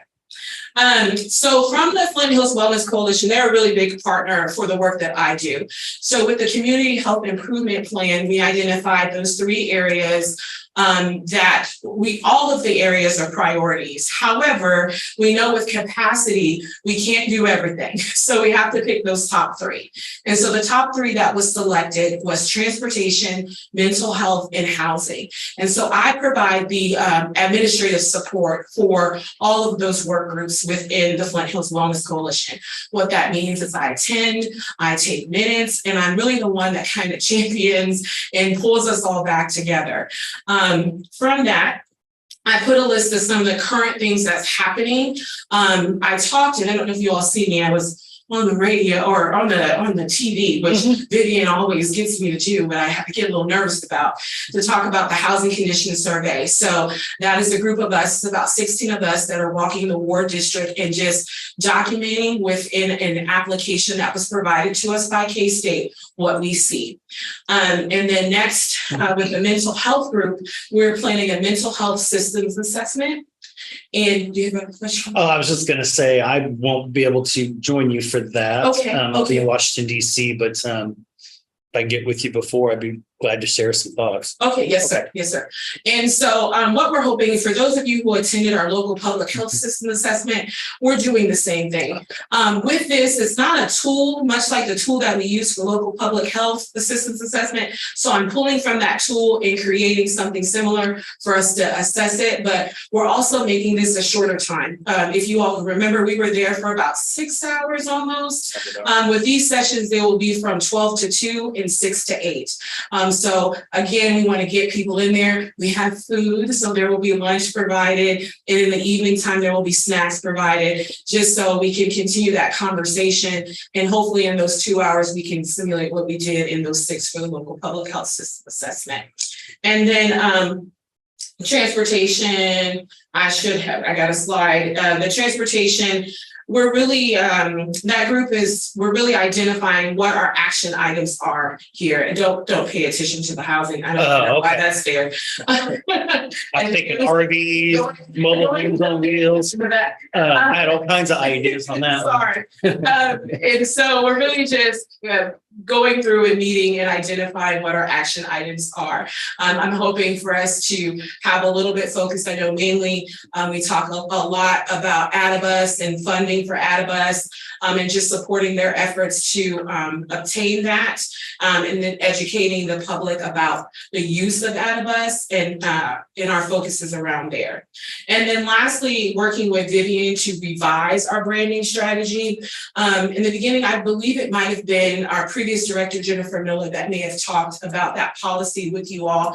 And it was really about how we brand ourselves as the health department. But with COVID, we learned that we were doing a lot more with social media. And what's lacking from our strategy is that social media part. So Vivian and I take time to talk about, what the best practices are. A lot of us don't have communication degrees or marketing degrees. So having Vivian be able to kind of teach us how to write our Facebook posts or how to do educational posts through social media is very important, but we need to really have some guidance and strategy. So she'll be working with us at the health department, and I believe eventually that will be a policy across the county. Well, if anything, you guys have probably got the largest social media following of anybody. Pat yourself on the back. What I will say is I remember when I first started and I was the chronic disease risk reduction coordinator, it probably was maybe 900 people that was following the Facebook page. And then with COVID, we reached over 12,000. And so what was more important, what was important is keeping those 12,000 people engaged. And so with Vivian's help, we are able to continue to have that following, but COVID really impacted that largely. And so I think outside of that, Julie, I think I touched on pretty much everything. Another thing that I just ended up getting scheduled is Kansas State University has a Bachelor's of Public Health program. And we don't really know much about what their requirements are, but we do get students that want to come and intern for us. So I'm going to be meeting with the director of that program on September 22nd to better educate myself about what their needs are from us in order to have some type of partnership to support those students in order to get their hours, or if they want to do anything creative with the health department. But it's best if we know what they need before we take the students on. So I'll be doing that, and I'm sure Julie will be reporting on what we will help or try to help that department with for those students. Because for me, it's very important for students to be able to have somewhere to shadow, to mentor, to volunteer, to get some experience before they go on and do what it is that we do every day. I would also just add MATC maybe to that list. Okay. Yeah. Okay. I've talked to President Ganot and several of the board members on that subject, so being a resource for both of us. Okay. If you can send me that contact, and maybe I can reach out and say we would like that opportunity. Yeah. And schedule something, and we can see what their students would be interested or need, and see how we can help. Okay, you can do that. For sure. So that's pretty much it, I think. Do you have any questions or comments for me? Well, I would like to say I do appreciate you all always being willing to come and meet with me and talk to me about the things that you see in the community. It is very helpful, specifically for the community health improvement plan. So I appreciated that time that you took. All right. Well, thank you. Y'all have a great afternoon. You too.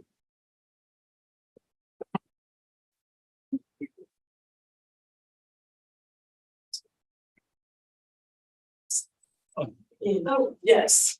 So let's have you.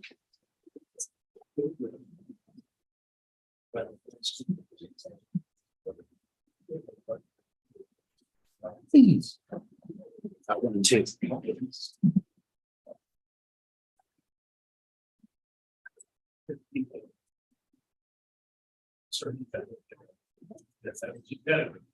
Lost everyone. I spent most of the day yesterday. Really? Yeah. Well, morning.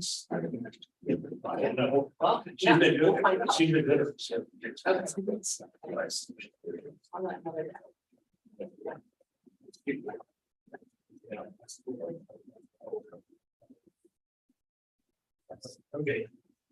Let's see something. Thank you.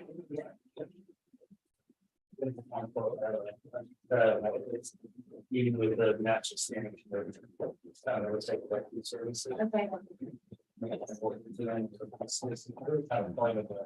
Second of the pack. Doesn't have to be today necessarily, but. Yeah. Thank you. Yeah, thank you. You got out the night, yes? No, I haven't even checked my tree stands yet. I need to get out and check them out. We've got maybe a couple new areas, so. Yeah, I didn't even go out and get cameras out in the midsummer. I still haven't taken out. I'm probably not gonna do much, if any, hunting this year. Been too hot, so I can't get too thrilled about it being going out and doing stuff when it's hot, but now the mornings are decent, so I'll sneak out sometime and check everything over. Maybe go check a couple other spots. Yeah, Got to go to places, and I got one new one I'm gonna check out for sure, and another one. Landowner, seeing if the other guy's still in there or not, so then I might have quite a bit more, so. yeah, I don't get very places to go. The ones I do go, about 9 out of 10 aren't what I'm.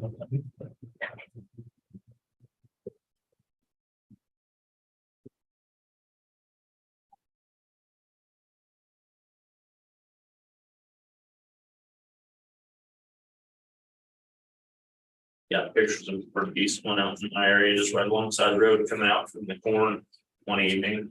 Yeah, Just about 30 yards from me, got a good picture from the truck on him. yeah. Was that? Saw a bobcat the other day on the road. Saw one the other morning out on Eureka. Yeah, they're around. They usually just kind of scatter around, but this one was just kind of standing there watching. Yeah. Yeah, when I lived in Utah, I had a cougar cross the road in front of me a couple times. Oh, really? Cool. Hmm. That Bobcat, I stopped, got out of the truck, tried to take a picture, couldn't, but he was like 15 yards from me looking up just above a rock, you know. And it was a real hot day, so he was panting up there. Oh, But he was yeah. kind of curious too, you know. That was just last week. Hmm. It's real brushy and I could just see his head through there. I That'd couldn't be get a that'd good be a picture. good Yeah. picture, yeah. I'd like to take a picture of this one, but I was driving. It kind of makes it really hard. I was. I need to get one of those Google cameras.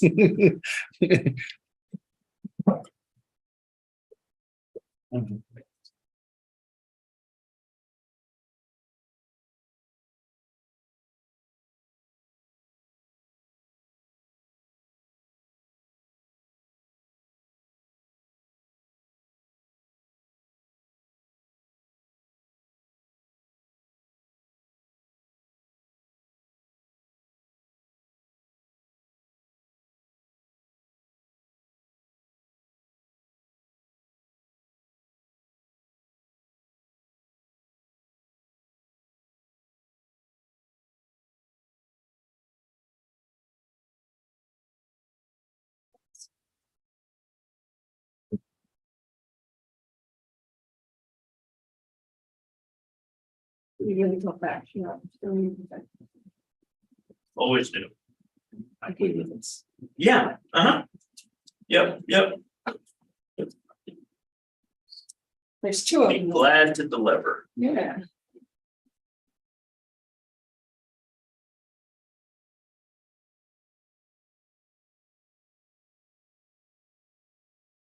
You want to meet your office or mine? Yours. I gotta go over there anyway. Mine? Yeah. Okay. Two of them, yeah. I'm not Yeah. sure, but Yep. okay, I didn't have enough for everybody over there. She does with that. Someone else may take it. Yeah, no, there's two of them. One of them I picked yesterday, the other one day before.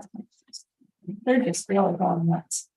Yeah, I grew the longer skinny ones. Yeah. The Italian word. Oh, yeah. It is. Those before these with a black. and Yeah, those are the old traditional ones. Yeah, they're really Yeah. gone. Last year, 2 years ago in our garden, they kept getting sunburned. They were turning Oh. yellow all the time. Oh, really? This time I put them in a different Spot and they're doing Yeah. better. So it's tomato raccoons, maybe this year. I don't know.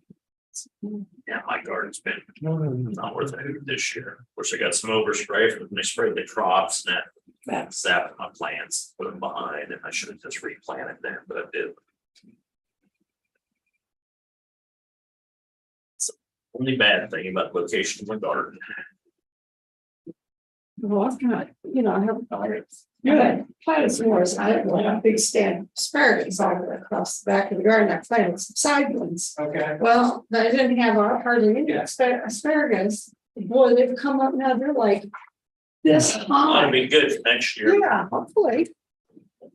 Thanks asparagus about 3 years to mature. Yeah, I was on the third year. Mhm. Yeah, so this will be the fourth year. This year was just awful.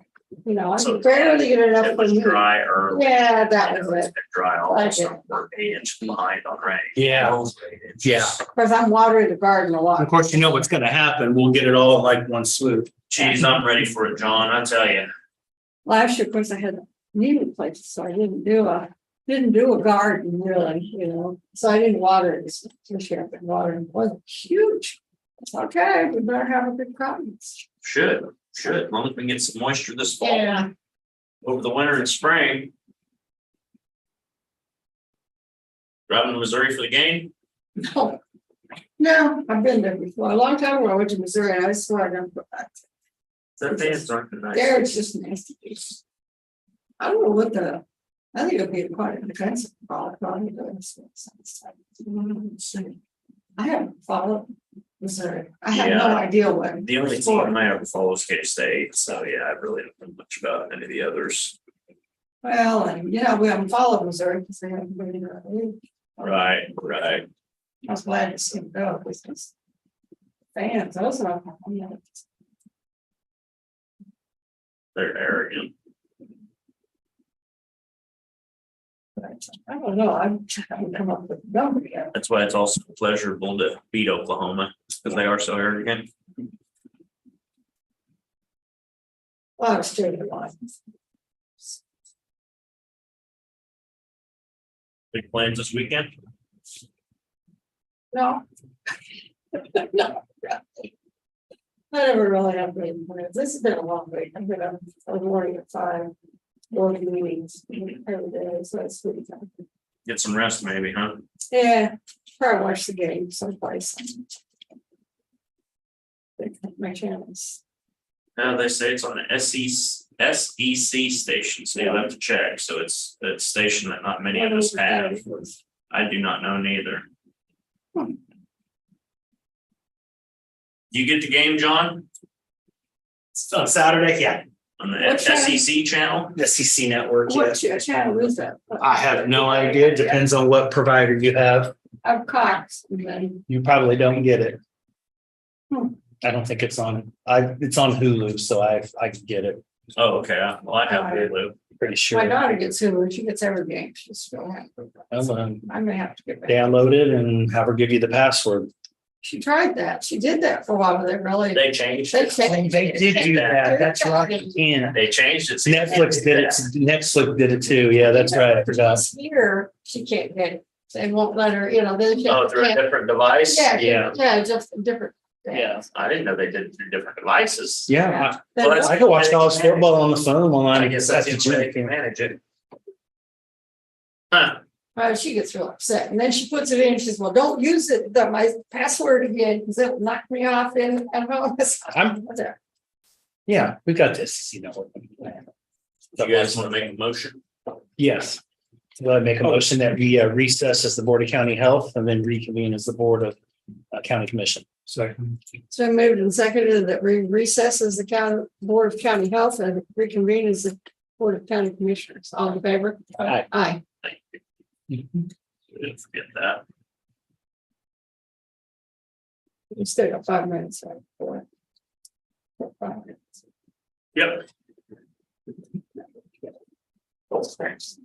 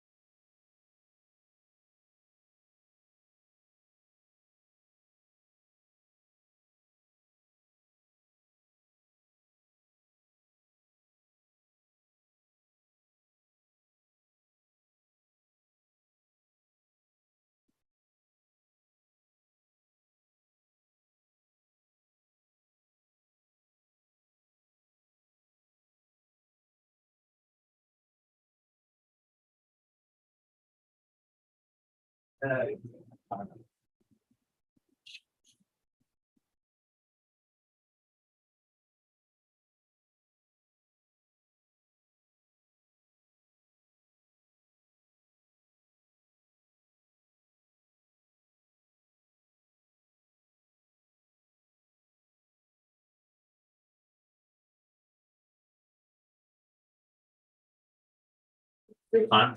Yeah. I can't, sorry. You bet.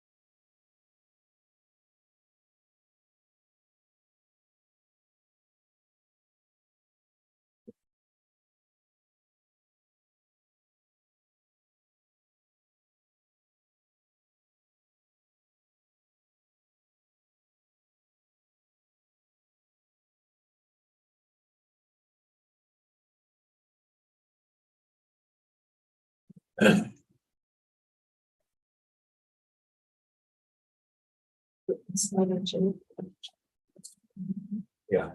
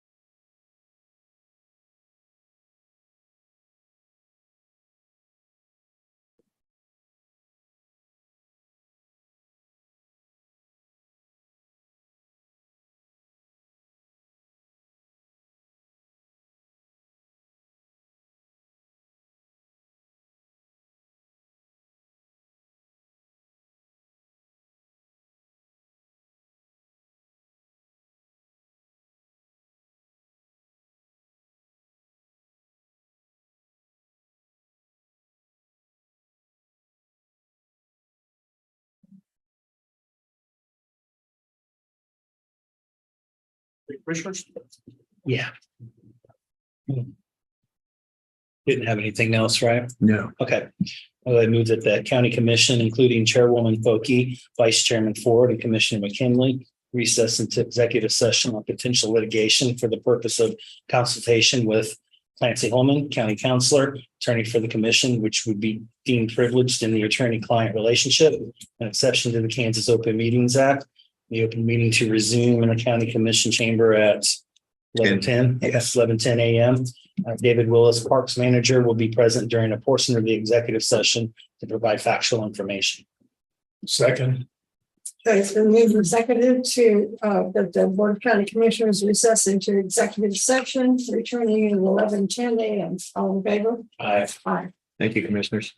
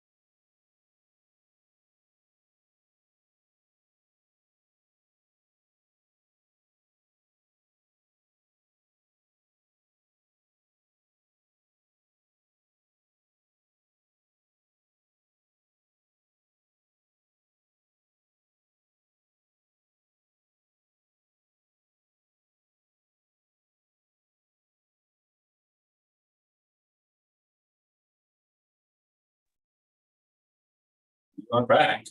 Okay. Now we'll move that the Board of County Commissioners come out of executive session.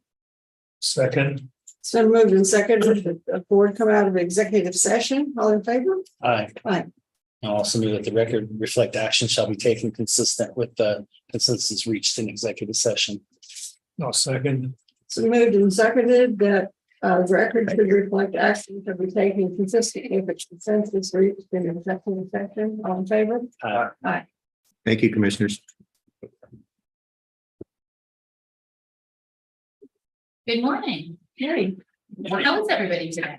Good. It is a beautiful late summer Mhm. day. I love it. Good. I love it. I'm here today just with our monthly staff report, Catherine Hensler, Riley County Historical Museum Director. We will start with attendance numbers with visitations and tours at our historic sites.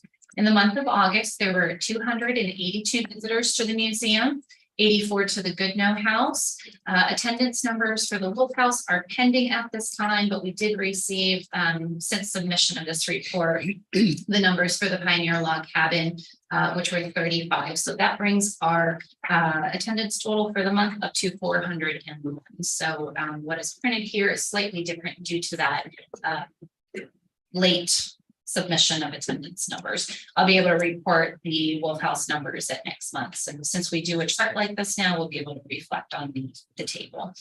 Volunteer hours for the month totaled 6325. These are just the general hours. It's generated, the numbers were generated by 9 regular volunteers. And then our Historical Society Board of Directors contributed an additional approximate 22 hours in the month of August. We also had 2 community service workers who helped out on all of the sites, the museum, Goodnow House, Wolf House, for a total of 8.5 hours in the month of August. And then that just totals all of the volunteer hours, just under 100, so 93.75. Education and outreach, we have been busy. On August 8th, we hosted a group of campers from the Wonder Workshop. There were 31 in attendance. That includes the campers and their leaders. They toured the exhibits, played trivia, and went on a historical scavenger hunt. And that was at the museum and the Goodnow House. Our August fireside chat occurred on the evening of the 8th as well. And the topic was Riley County trivia. And Commissioner Foki, thanks for being there and participating. Numbers were a little lower that evening than our regular fireside chats. There were 17 in attendance, but we still had fun. And prizes for the winners were donated by the Historical Society, and they included some of their gift store inventory, books, postcards, pictures, things of that nature.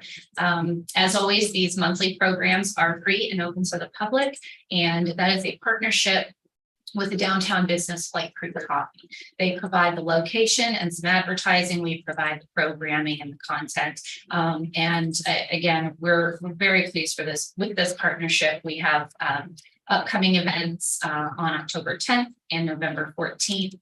Topics will be history of zoos in America and the honor flights. And then just this past Tuesday, we did downtown historic walking tours mornings, and we had about 38 people in attendance. Saturday, October 19th was very busy for our staff. We partnered with some other local organizations to host the biannual genealogy and history fair. This was at Potter Hall. The site worked out great for that. In years past, they have had about 100 people in attendance. This year, we had approximately 220. It's a wonderful turnout. There were approximately 40 vendors and exhibitors that came out, and then we had 3 professional presentations. One was from the Orphan Train Complex. The other was a librarian from Topeka that deals with African American genealogy. And then we had one of our local KSU department heads speak about DNA and genealogy. So really great turnout. Again, this program was free and open to the public. And this was the first year that we brought our society's gift store inventory. So we had a book sale and we had the credit card readers, and we brought in over $100 in sales for the society. And that was the first time trying that. We were very pleased, and just overall, we would be more than happy to participate in this event in the future. It was great for just marketing our programs and getting out and meeting people in the community. On August 21st, Cayman in Focus segment was presented by Curator Highsmith, and the topic was centered around the Sunset Zoo's 90th anniversary. Melissa Kirkwood from the Sunset Zoo joined Highsmith for the show, and then we'll be working collaboratively a few additional times this fall with the zoo to provide some more historical and educational programs. More to come on that once the dates are set. August was a busy month for our collections department. We had 10 collections. So those are 10 different donors. Within those 10 collections donated, there were a total of 531 items. So really plentiful month for object donations. Our curator Munger was able to process 6 backlog collections, and within those were 53 additional items. And then we processed 1 museum acquisition. That is something that essentially was found in collections or found in the collection. We do not have a noted donor on that. Archives and library have also been busy, but not quite as busy as the rest of the summer. There were 4 external research requests, 2 internal research requests, 3 in-person appointments, and 7 walk-in appointments. And then curator Glasgow continues to work on outstanding and past research projects. We continue to clean out the museum storage space. If you've driven by lately, you have seen a rolling dumpster in the back. We'll have that for another 2 weeks. And right now we're just focusing on the temporary on-site storage, some of our off-site storages of the Historical Society. And then we are working on cleaning out some of the Goodnow House outbuildings. I always love to report this, that no major issues concerning the building and grounds have occurred in the month of August. So everything looks great. I also wanted to give a shout out to the Public Works team who have been coming by on a regular basis, cleaning up our landscaping, pulling weeds, keeping the honeysuckle at bay. And then this past month, they came and repainted the parking lot lines for us. So we look much newer and shinier at this point. So public thank you to them. As far as special projects, we are working on updating our tour scripts. We have noticed some inconsistencies and some of the material that we've been able to dig up through primary source documents. To us, it's important that we're providing accurate information. So we are revising both the Wolf House tour, the Goodnow House tour, and some of the information of the exhibits within the museum building. Our museum assistants have been working as a team on this, and I'd like to give them some recognition because they've been doing a great job. This is Dale Mulderrick, Lisa Jones, Derek Doty, and Heather Bigwood. They've been working on this pretty intensely. We feel it's urgent to get these things corrected and provided to our visitors. And the volunteer program is also seeing some growth as we near the end of the summer. It's been kind of quiet, but we recognize most people are on vacation and they can't necessarily commit to a lot of volunteer tasks right now. However, in the last month, we've had 3 new volunteers reach out. We've conducted interviews with them and we're finding them places to work both at the museum and at the Historical Society's properties. The Riley County Historical Society's Board of Directors came off of their summer recess and resumed their regular board meetings just last night, September 13th. Current slate of officers will be changing in November, and it appears that there will be some major initiatives taking place in the upcoming years, particularly with them creating and adopting a strategic plan. The society has actually been without an official strategic plan for a few years. We really feel that that's going to be important going forward, and just having a roadmap for how our 2 organizations, the museum and the society, work together in the community. They'll also be looking at some new development opportunities and really focusing on the preservation of the society's properties. As you know, the society owns 10 additional historic properties, and many of them have repairs just that come in as historic properties need. So these include roof replacement, siding replacement, painting, things of that nature.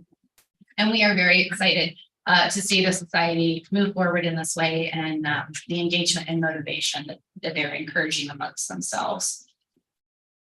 I meant to bring this to you and I forgot the hard copies, but I hope you should have received them by email. Our September and October 2023 newsletter came out about a week and a half ago.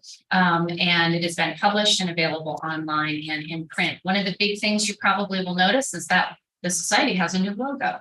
And it encompasses the clock tower of the courthouse. It is beautiful. It looks great. It's modern.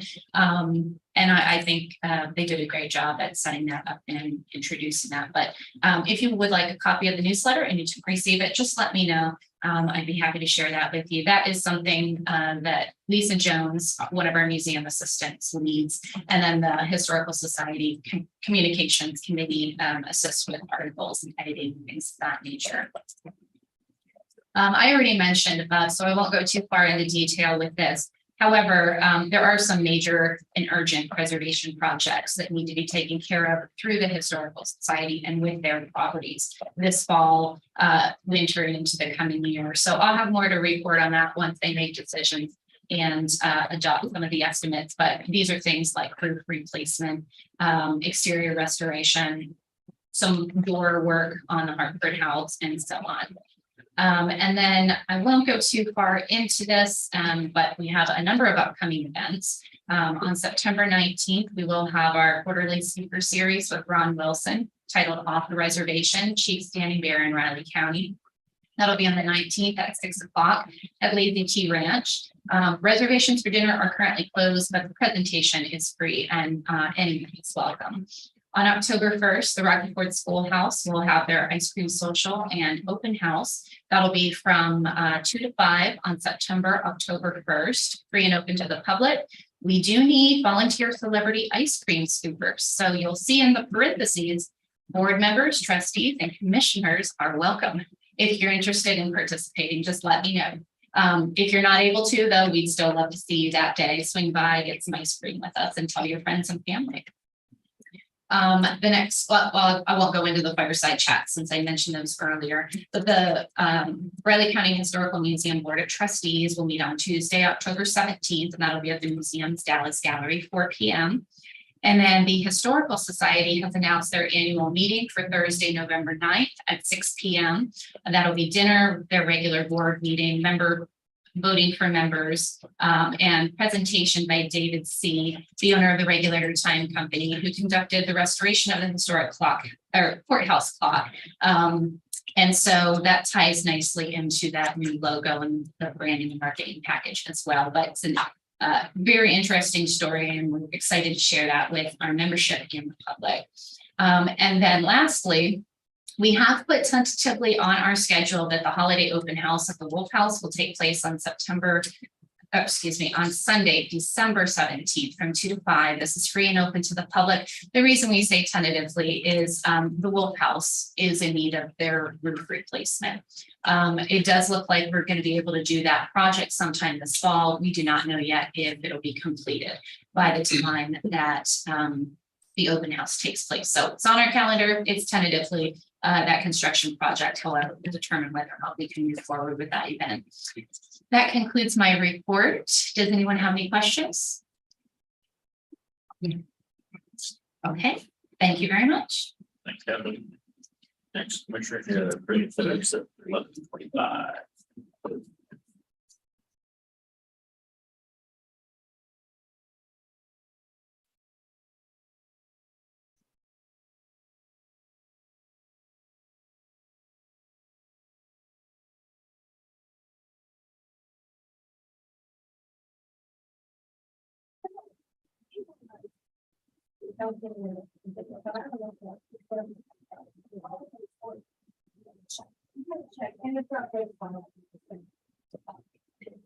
I thought I did.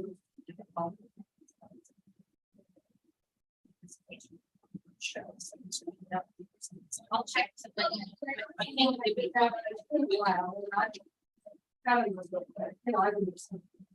okay, I'll let you know. Okay, thank you. Nice.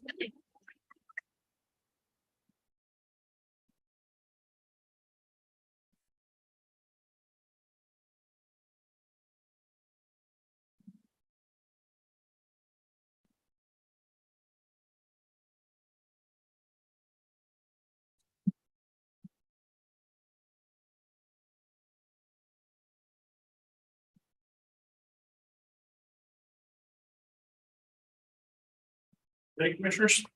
Good morning, Commissioners. Brittany Phillips, Budget and Finance Officer. I am here to present our monthly cash flow report. So we'll start off with economic development. You can see it's still the only revenue we've brought in for the year so far is in January at $282,275. For the month of August, we had $325.75 in expenditures for our total expenditures being $123,829 for the year. And that brings our ending unencumbered cash to $340,085. And you can kind of see here the projects and appropriations. Move on to building cash flow. We did not have any revenue brought in August. So our total revenue for the year is $260,952. In expenditures for August, we did spend $27,066, bringing our total expenditures for the year to $290,500. Our unencumbered cash balance is $196,547. CIP. First, I want to apologize for my mishap in uploading these. We switched computers over to Windows 11, and I have had troubles every day. But Kirsten actually got these updated in here yesterday for me. So these are the accurate numbers and reports. So our total revenue for CIP is $7,034,286. And expenditures for August, we had $155,537, and then we had $410,043 in encumbrances, bringing our total expenditures for the year to $2,128,704, and our unencumbered cash balance to $13,937,875. You can see we've been cleaning up these sheets a lot. So if you look from month to month, you may see some things that have been removed. So that's good. And then the FFE monies that was cut off originally, but it is there now. Riley County half-cent sales tax. Of course, we have not brought in any additional revenue. So our revenue for the year is $405,760. Our expenditures in August are $36 and encumbrances $43.23, bringing our total expenditures to $14,430.87, and our unencumbered cash balance $6,944,614.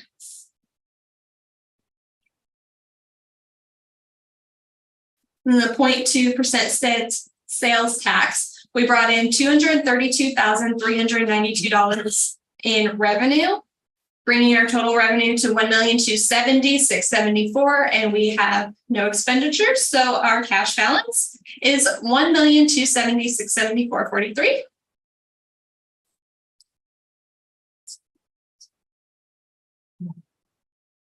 And that is all I have. Do you guys have any questions? I'm sure she's in favor of having a CIP work session sometime in October. Yeah, we probably need to do Haven't that. had one in a while. Yeah. Just in case there's anything that really needs to get going. I know the appraiser has concern with the delay in vehicles. She's gonna need another one if it's taking a couple of years to get it going, and so just to look at everything, and I know our number one concern right now is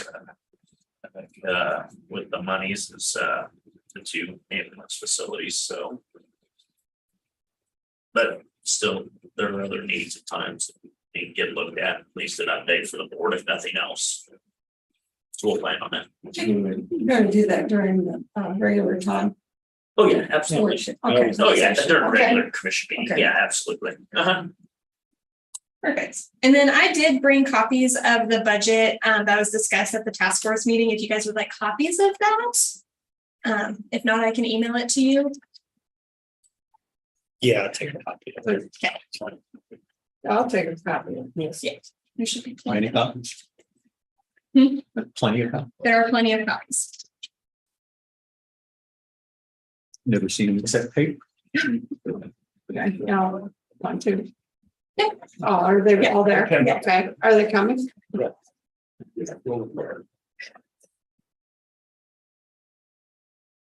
that was the fairest way commission we could devise to, request the allocation of funds.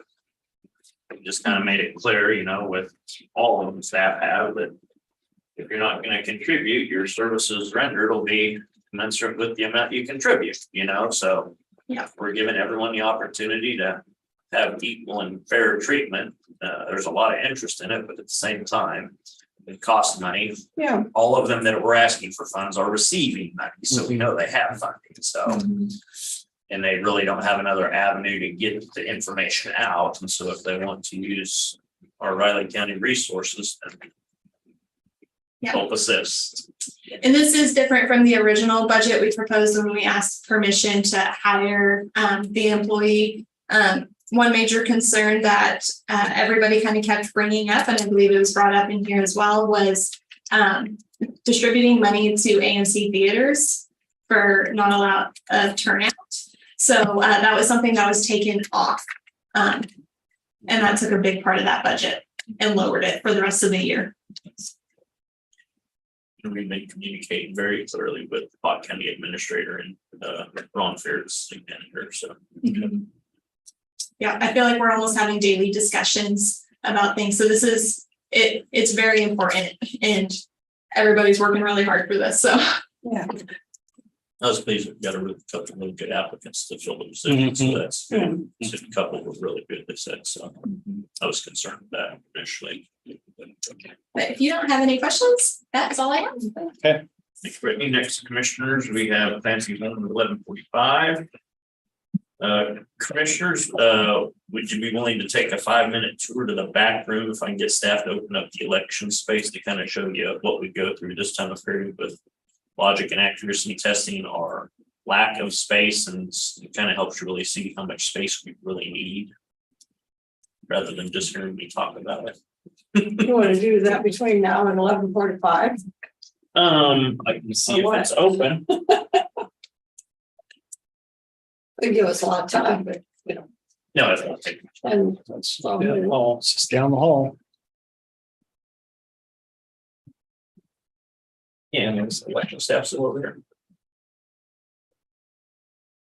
Yeah, if you send them to me, Kirsten will open it. Thank you. Bye.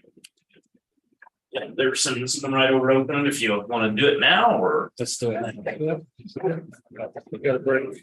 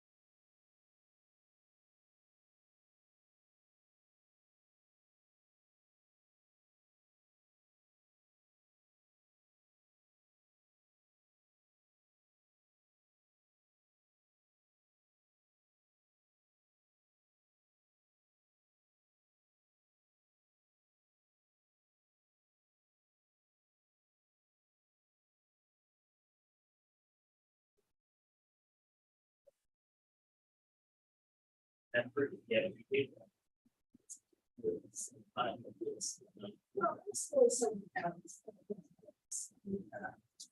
gonna have to. It's mandatory. That's probably why.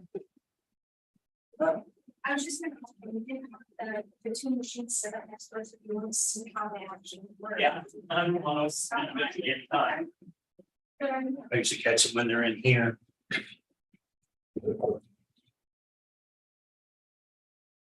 We didn't take up the whole time. Oh, I know, wouldn't take long. It's a good thing about being. Close. Close for us, maybe you want to move over here. We move over there. If this had better parking, that would be good, Well, you know?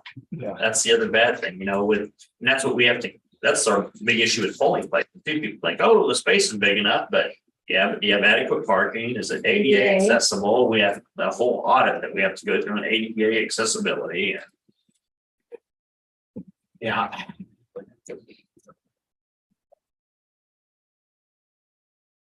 Good. Huh? We have 5 minutes, football scores. Okay, go ahead, John, what do you got? Spread's 5, it's in Columbia. Uh-huh. It's been a while. I remember going to the game in 2004. We were down 28-0 at halftime and Darren Sproles ended up saving us. I don't know. I think we match up well against Missouri. Of course, it's first road game. You just never know. So I'm going to go 34-13. K-State. Good guys. Great. I got 28-17. Catherine? well, I think it's gonna be a big defensive play. I've got 27-24. Clancy? 30-28 K-State, Going what? 30-28. Craig give you those numbers. Yep. That's why I haven't won yet. Yeah. That's the proof. I had already written down 32-20.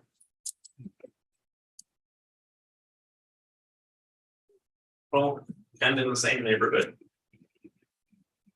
One spread between everyone. Yeah. Game Saturday, this last Saturday, I mean, really good for 3 quarters.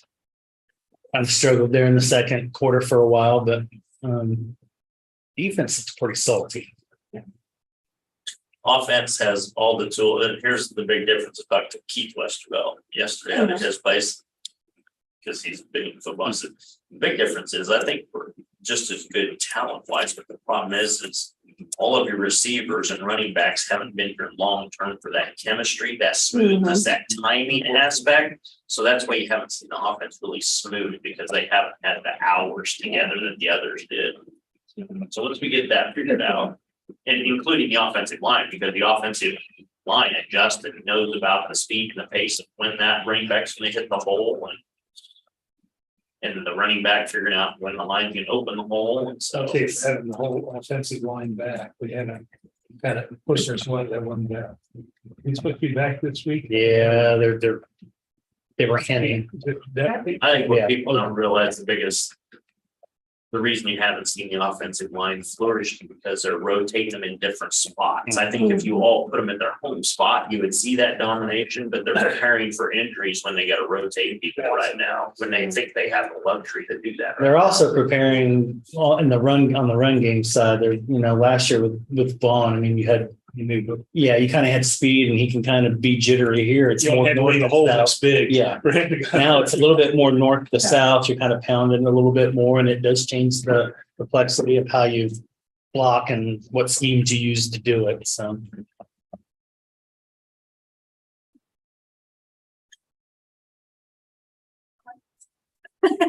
This is just that, a solution to that.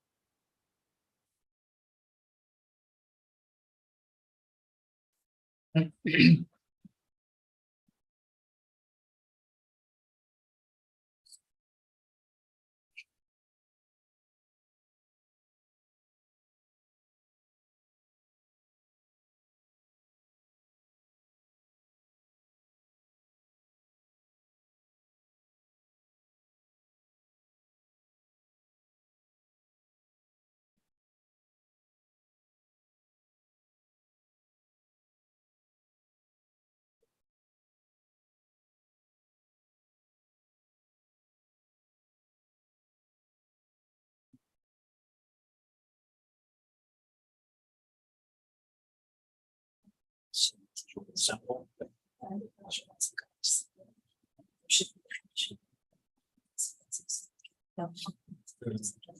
Yeah. I think that one would work though. Yeah. Whatever, so everybody's having a conversation. So I guess he's. Yep, that'd be good.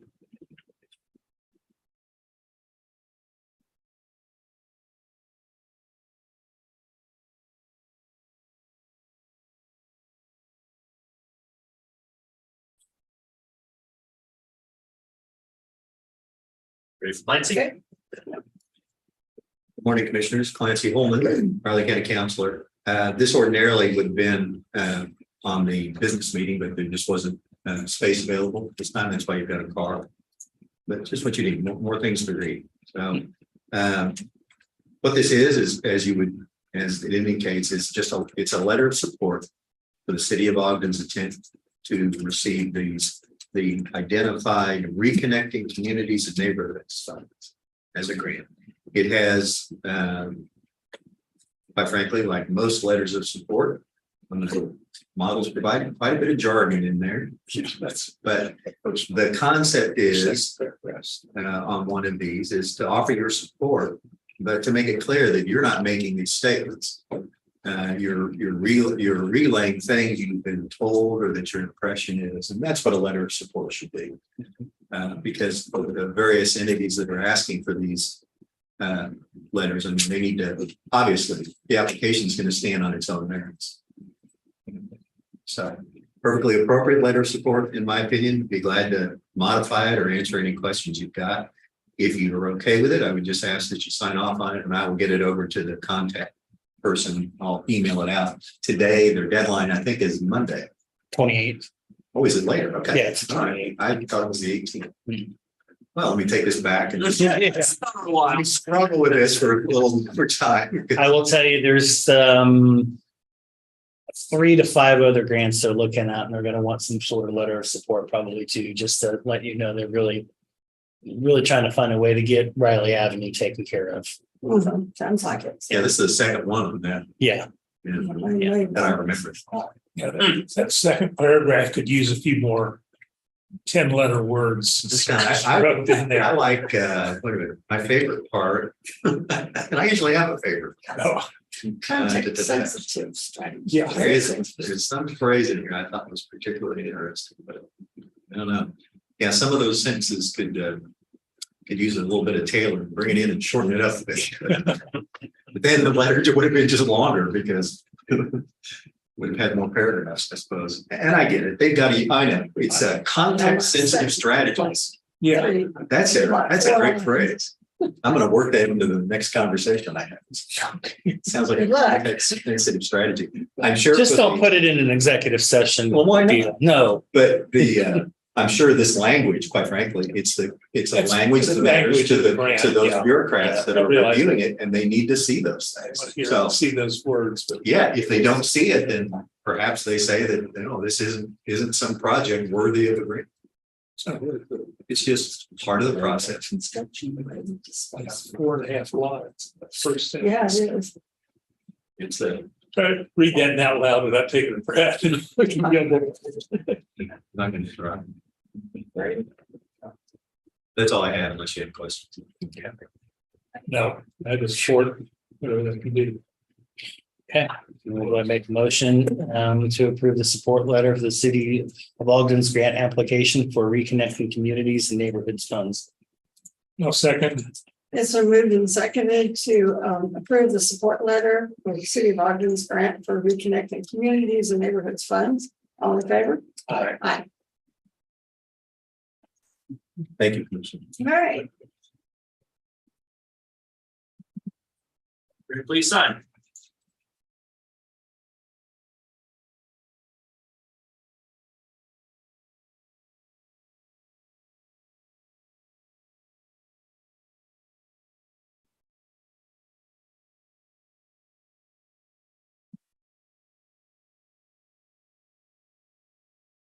Other good games for this weekend. There's not a lot of Big big games. games this weekend. That's usually when there ends up being a big one, you know, an upset of some big guy, you know, that's what I like. Texas took care of Alabama. That's now What happened with that? Texas. They do look legit. That was- I mean, the season's still long, but May not be enjoyable. No. We're going to Texas. yeah. We're going down to Texas. We haven't won there in a long time anyway. Our tickets are in the middle of the Texas section. Oh, you got tickets for Texas. Yeah. Jan's friend goes down there, that's.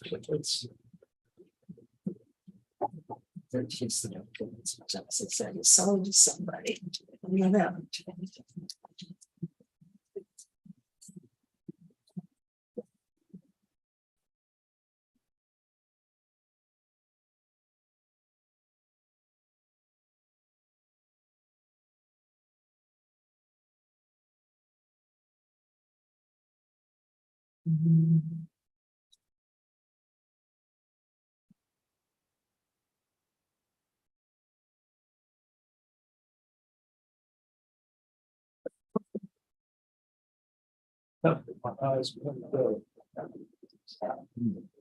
Hey, there's something, you know, I've been at night, every evening, I just like, my sinuses plug up in the evening.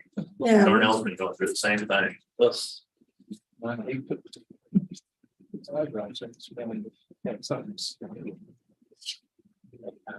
Brush. Scrub. Wouldn't be very good. As your physician, I'd recommend. You just need one. Yeah, that's all. Thank you, Rich.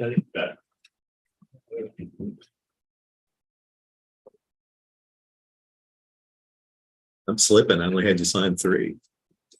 That's what we usually do, isn't it? Yeah, but always add more pages to We something. didn't have that much to sign, Bill. You needed to stack. You heard You it. could have had a stack. I'm just saying he's gonna have a stack of signatures to go into executive session. What a brilliant idea.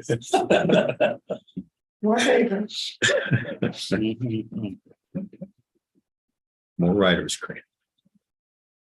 Oh, we're finished with business. What else do we I have? got one thing, I came up the other day, people were talking, you know, the ambulance station kind of going, I don't know if you saw it, David Adams, because I like Sunday in it.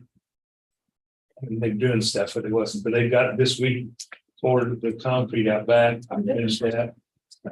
They put all the floorings all down inside. And I haven't seen it yet, but that siding that's been waiting forever is supposedly coming in this week. Oh, really? Finished Good, outside. finally. I hope, I mean, that's the schedule. I haven't heard from them that he made it there, but but someone's asking, I assume we're gonna have some kind of a grand opening Yeah. for that thing. uh-huh. On a Saturday, and people can be there. Is that? It's whenever the board wants to have it. It's not a game day. but- Well, yeah. Well, or in the morning. Further. That's it, I mean, yeah. And but also, and I know, I don't know, we want to schedule, because I know it's supposed to be done on the 13th, but we want to wait till we actually to schedule something. I don't know that it has to be done the day after it's done, maybe follow the grand opening open house or something. Might be better to actually let them get it A couple of open. weeks later, let them get moved in, and everything set up. Get everything set up in the ambulance there and But it's right now, we scheduled it, whatever, the 13th we done, on the 14th we'll do this. Well, chances are. I won't be here on that date anyway, so. can't count on that. Can't get out, but that's something we might just start looking at. The week after maybe. So is that when the board wants to have this on Saturday? Yeah, I think people can. Let's On kind Saturday of plan on that, but let's keep it Kind of look open at just the- in case. You know. Like football schedule and stuff. Vivian's probably, no, she'll be organized, look at the football schedule and see what's going on. If it's an away game. That's help. That's something that David and Vivian to kind of start putting Start things looking together. at things together. Okay. I went down my names. I've got them written down, but they're in I've the got office. this early. I do have one thing. I'm hoping, Greg, you'll, flip with me next month for In Focus. Okay. I looked at our itinerary on that Tuesday and I can't fit it in even via remote. So, Okay. if you'd like to do October, I'll do November and we'll split back to the usual schedule after that. Put it on here. Did it. Puts me into December. I Yeah, guess. you'll still the same one, Oh, yeah. which should be, yeah, December. I think it's on the 10th, yeah. Might let Vivian know that, Rich.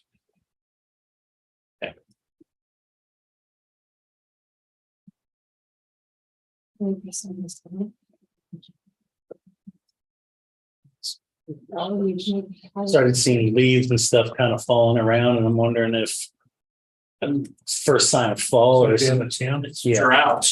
yeah, I think They've that's been what. falling for a while. Yeah. I just see oh, that's from my eye, but they're in the. Okay, That's your next month.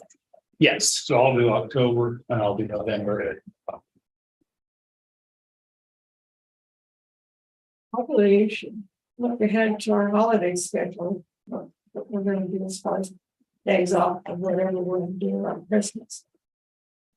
So I don't even know what day. It's on a Monday. I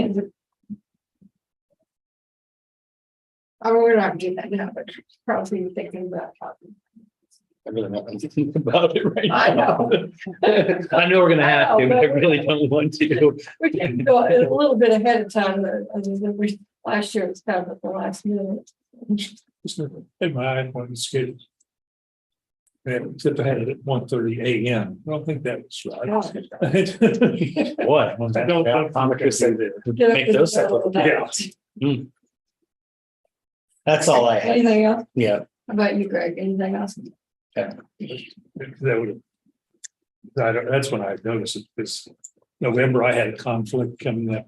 Okay. I was going to juggle something that. Okay, so that works out, Anyway, works out well for It works out Okay. good for, that's what I was thinking, that couldn't remember what it was, but yeah. I know we have employee day on the Monday, so we won't be here, so I'm not missing anything there, and Tuesday's pretty full on the itinerary, so. Okay, well, with that said, I'll go ahead and make the motion that we adjourn the September 14th meeting of the Riley County Commission.